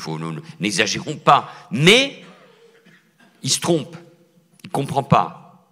Il est à côté de la plaque depuis un an sur ces sujets-là. Alors qu'on ne vend pas beaucoup d'armes, on vend des composantes, quand on appelle au boycott pour le salon de l'armement. Du salon de l'armement d'abord, et du salon aéronaval, qui s'est tenu en présence des Israéliens, puisque le tribunal de commerce a débouté l'État français. Ça n'a pas fait beaucoup de bruit, mais ils étaient là. C'est une erreur. Non seulement, quel est le signal qu'on fait passer? C'est totalement absurde. Puis, par ailleurs, une guerre se mène avec des armes. Donc, on sait que la guerre est terrible. Personne ne la souhaite. Il y a des dizaines des milliers de morts à Gaza. La première responsabilité est celle du Hamas, qui fait de la population civile gazaoui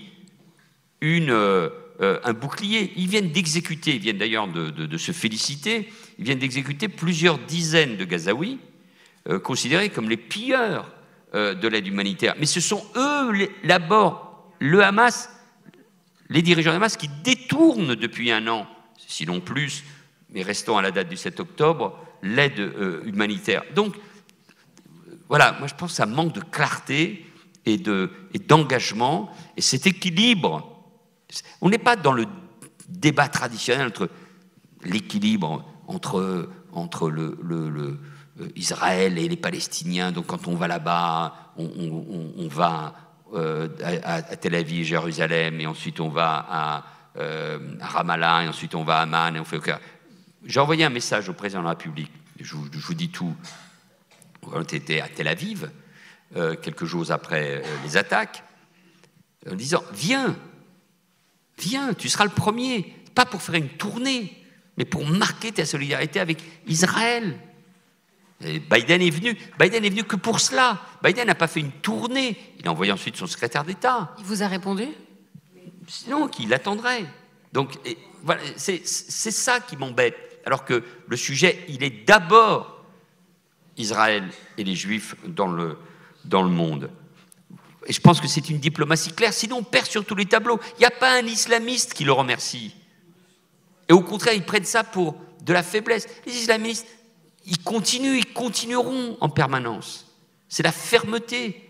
Ce qui ne veut pas dire qu'on évitera tous les actes antisémites et encore moins les attentats. Mais c'est cette fermeté, il faut se battre contre cette idéologie totalitaire qui est un des grands défis de ce XXIe siècle. Madame, moi j'ai le cœur bouleversé, comme vous me dites que vous ne vous sentez pas en sécurité, comme juive, comme française juive, ni en France, ni à Levallois.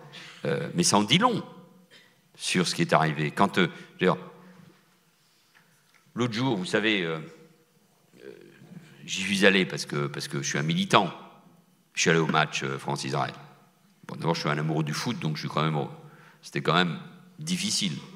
Dans un stade de 80 000 personnes où il y avait 16 000 personnes. Mais la jauge était à 20 000. Hein. Elle n'était pas à 80 000. La jauge était à 20 000. Je n'ai toujours pas compris pourquoi on a mis cette jauge à 20 000. Si, vous avez tout à fait raison, Elisabeth. La jauge a été mise à 20 000. Mais, alors, il y a des explications, le froid, la peur, l'image de l'équipe de France. Mais on aurait pu en rajouter 20 000 sans aucun problème. Et donc, on s'est fait peur nous-mêmes. Alors, on a mis beaucoup de policiers, mais on se félicitait très bien. La classe politique était là.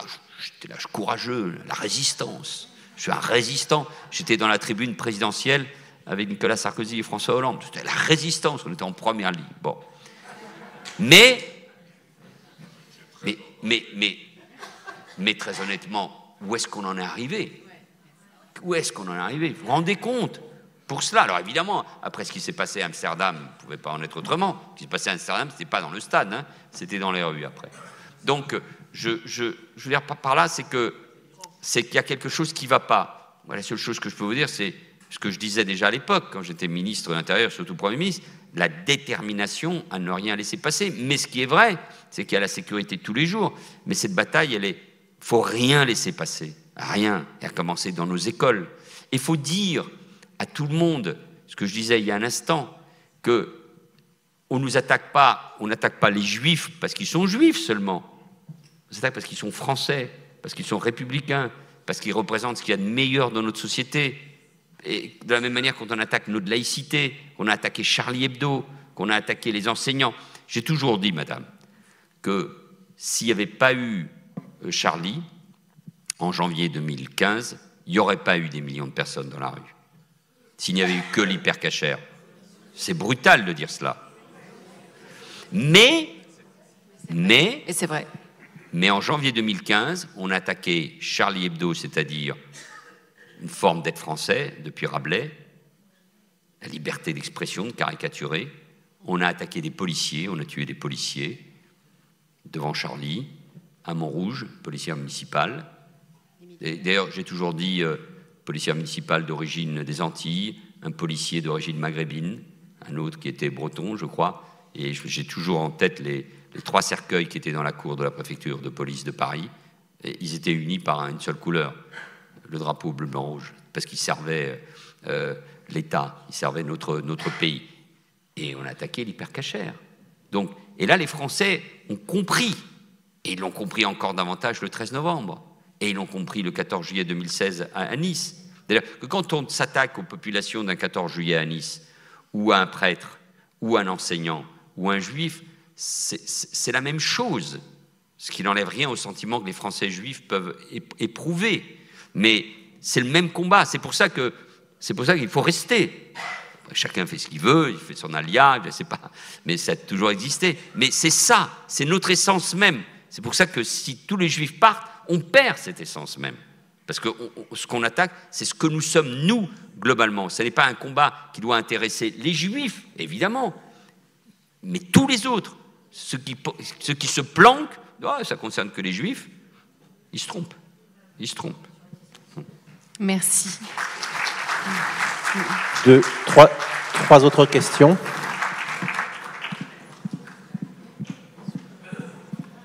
Il y avait une dame là-bas, une jeune femme qui... Bonsoir. Bonsoir et merci, Monsieur le Premier ministre. Alors, ma question, elle prolonge un petit peu ce que vous venez de dire. Elle est liée justement aux réponses que l'on doit apporter et ce que nous n'avons peut-être pas su faire. Face à ce que nous vivons, il y a quand même des organisations qui sont bien structurées, des organisations mondiales. D'ailleurs, on voit bien que dans tous les pays, que ce soit d'Europe ou d'Amérique latine ou du Nord, les slogans ont toujours été les mêmes. On parle de famine, de génocide, de main rouge. Mais face à ça, est-ce que vous ne pensez pas qu'on a manqué et que nous manquons encore aujourd'hui de stratégie pour répondre à ce que nous vivons? Simplement pour mettre un petit parallèle, il y a en ce moment un très très gros génocide, effectivement, avec des millions de gens qui sont déplacés. Il y a une réelle famine, d'ailleurs, qui là, cette fois-ci, est dénoncée même par l'ONU. Des centaines de milliers de morts au Soudan. Mais c'est vrai, là, il n'y a pas de juifs. Donc c'est des musulmans entre eux. Ça n'intéresse strictement personne. Donc j'en reviens à la question. Ma question est celle, est-ce que nos autorités, est-ce que nous n'avons pas manqué, alors que de l'autre côté, il y a eu des tribunes, des intellectuels qui se sont payés des pages entières pour pouvoir marquer leur haine d'Israël, et que nous, d'un côté, nous n'avons encore pas su trouver peut-être la clé qui fait que, quelque part, on pourrait peut-être amener un autre type de question. Merci beaucoup. Autre question?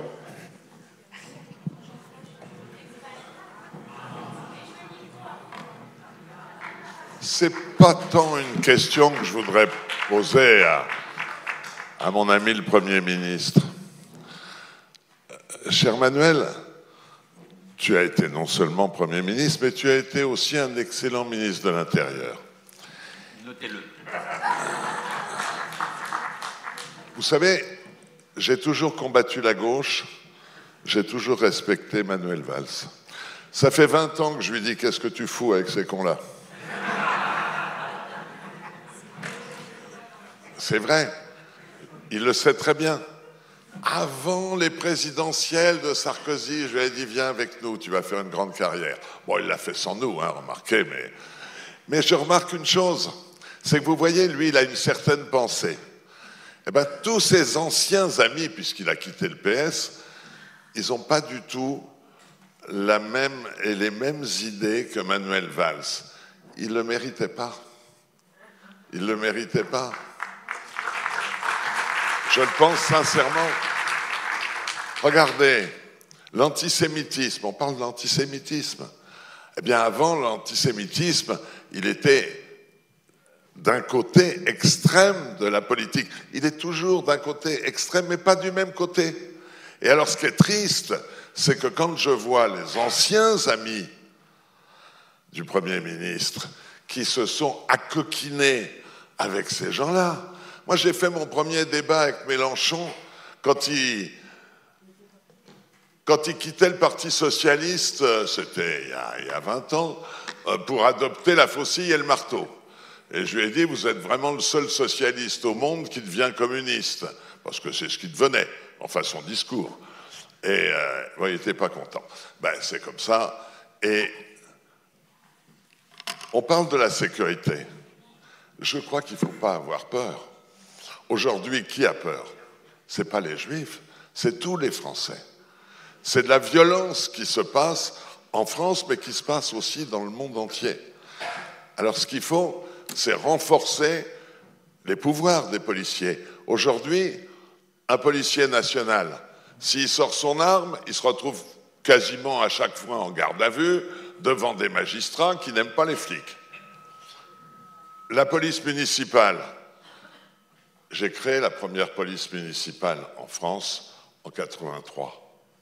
J'ai créé les premières caméras de vidéosurveillance en 87. J'ai été voué aux gémonies par vos amis de gauche.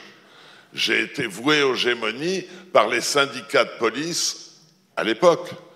Et il a fallu que Pasqua me demande de me mettre parlementaire en mission pendant 6 mois pour recevoir les syndicats à longueur de journée pour avoir un statut pour les polices municipales. Mais aujourd'hui, il faudrait aller beaucoup plus loin.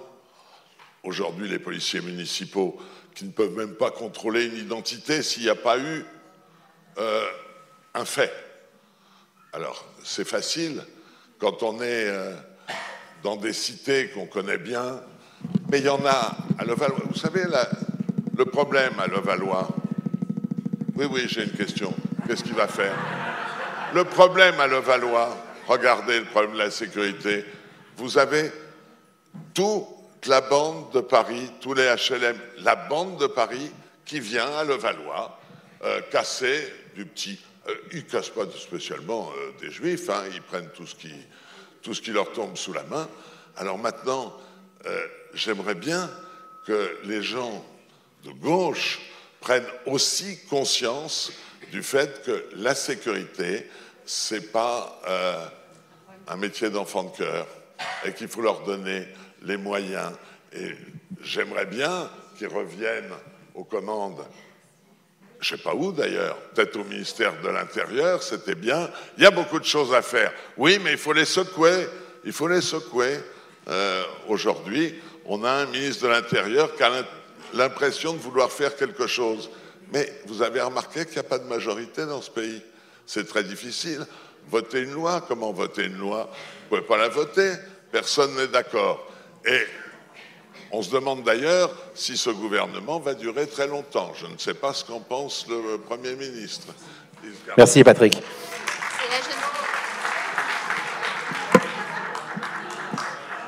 Il faut se battre pour pouvoir poser une question avec vous.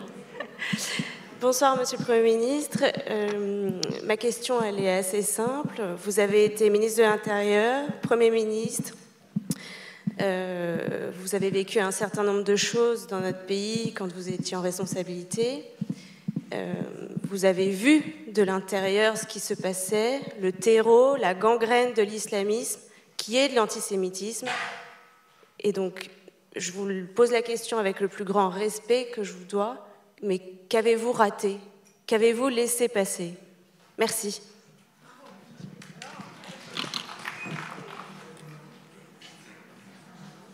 Alors, plusieurs questions, plusieurs analyses, plusieurs remarques.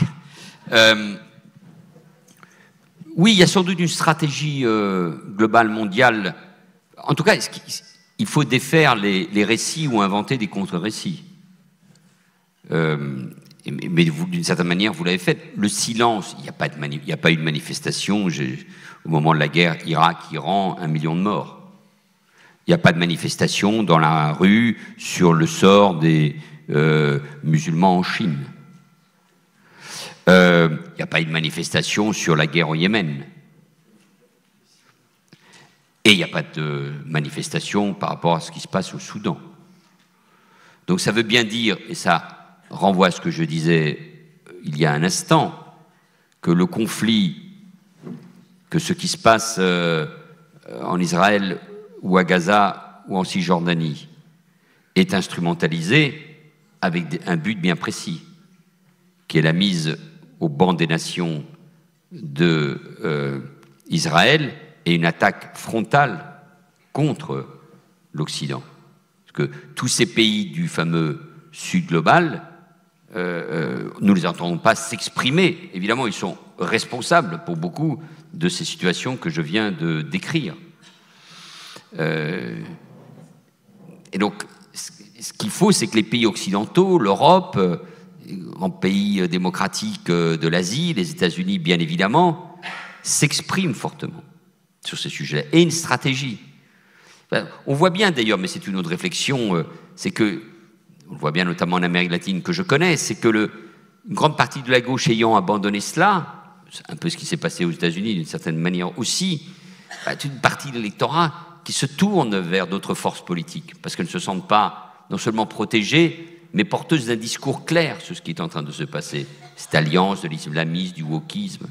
Mais il faut aussi dénoncer le rôle de la Russie, de la Chine, de la Turquie, de l'Iran. Il faut aussi le dénoncer. Il y a derrière cela aussi un anti-américanisme, ce qui explique que parce qu'il n'y a pas que des gens bien à droite. Hein. Je dis pour Patrick, les propos de Dominique de Villepin. Bah oui, vous avez raison.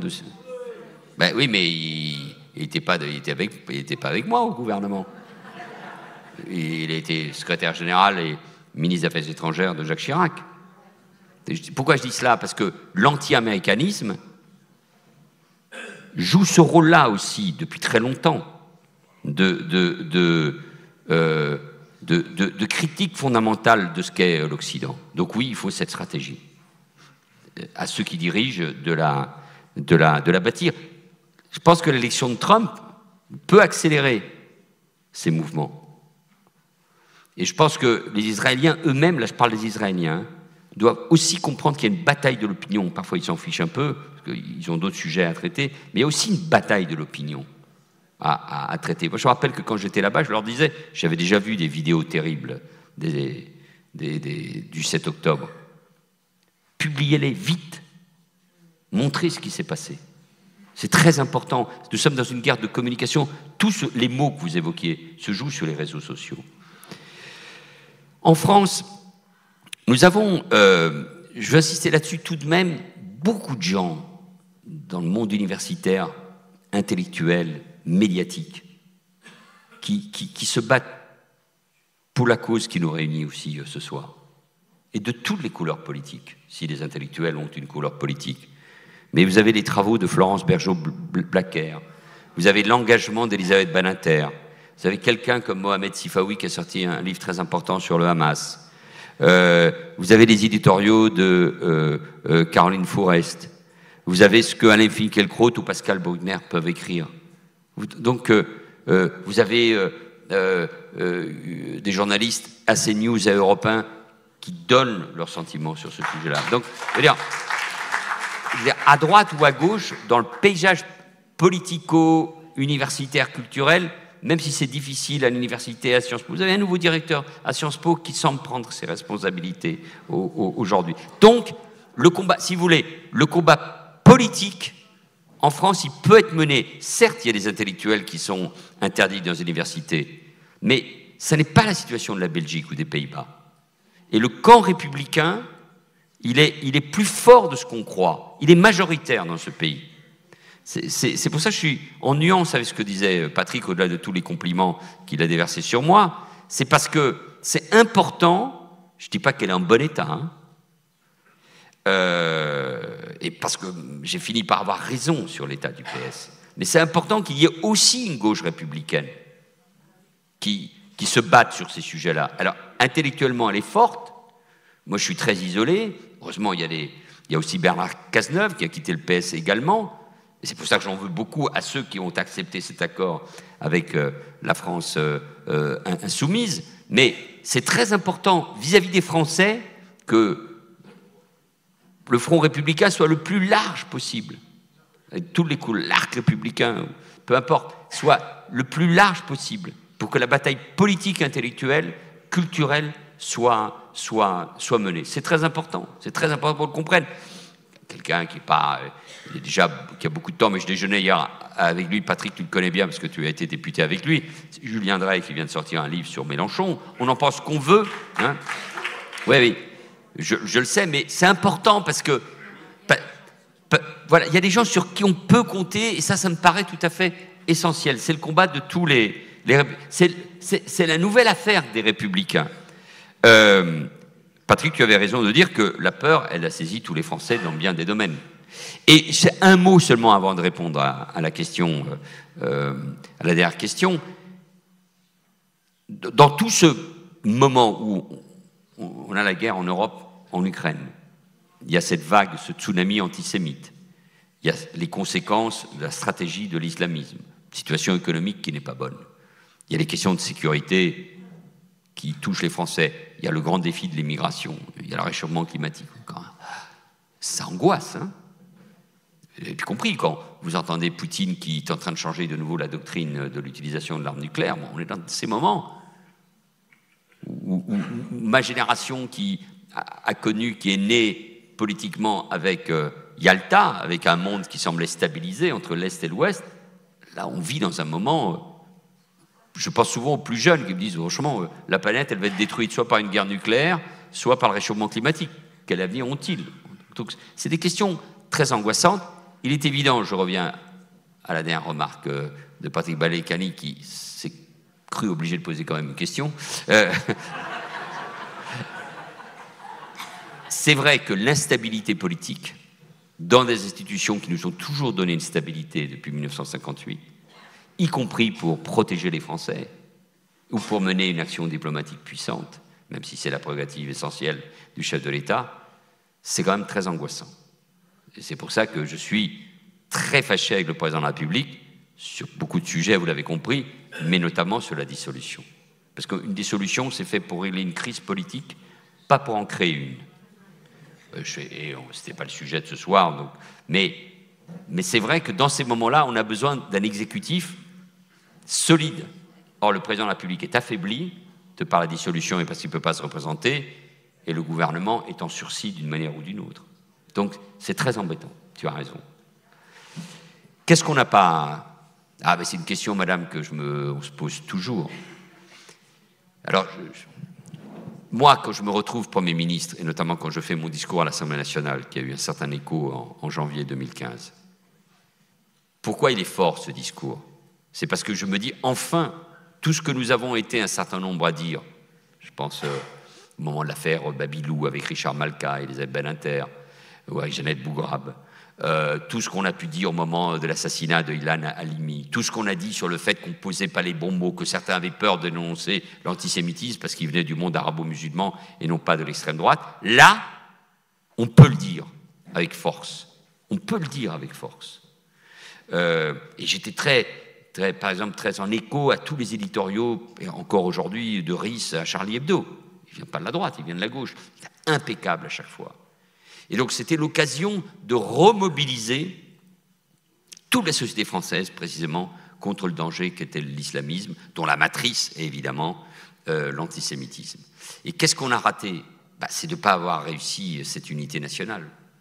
Elle était dans la rue le 11 janvier. Je disais, il faut garder cet état d'esprit.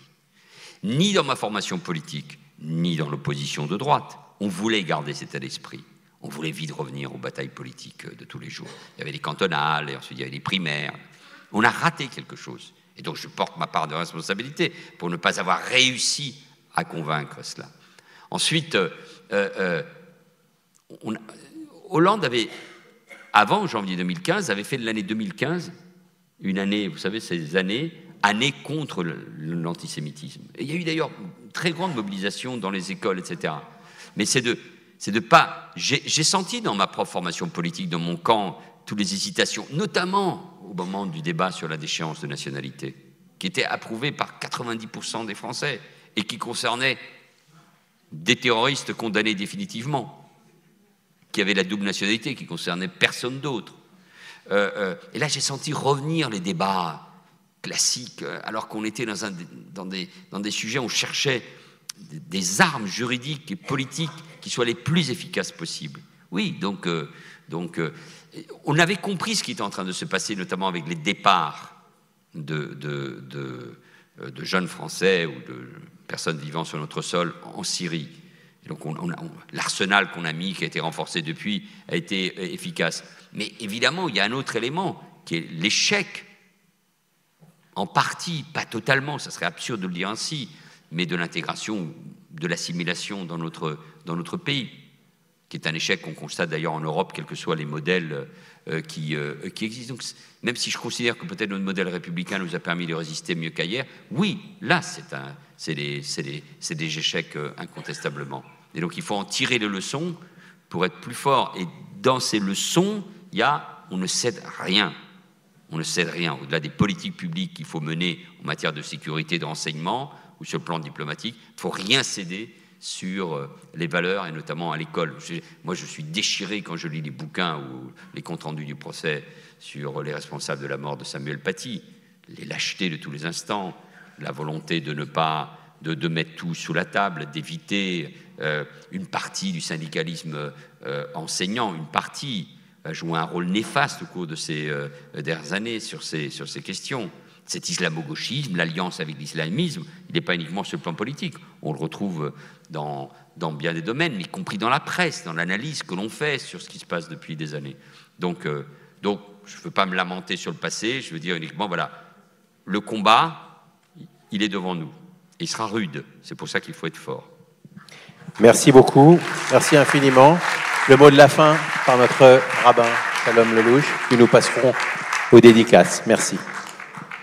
Monsieur le Premier ministre, d'abord, je suis ravi de vous revoir ici, Elisabeth Assayag.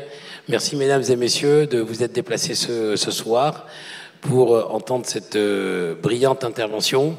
Une fois de plus, en l'espace de quelques mois, vous êtes revenu une deuxième fois ici au Centre culturel Anna, ici Mondrailly.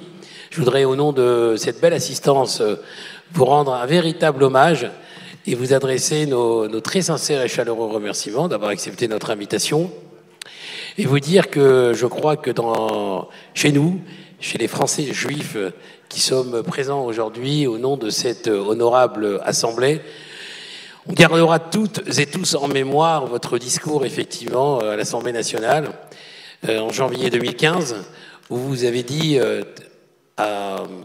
fort et ostensiblement voix, avec une voix très forte, je vous vois encore présent avec l'énergie qu'on vous connaît, avec l'enthousiasme, avec la conviction qui est la vôtre.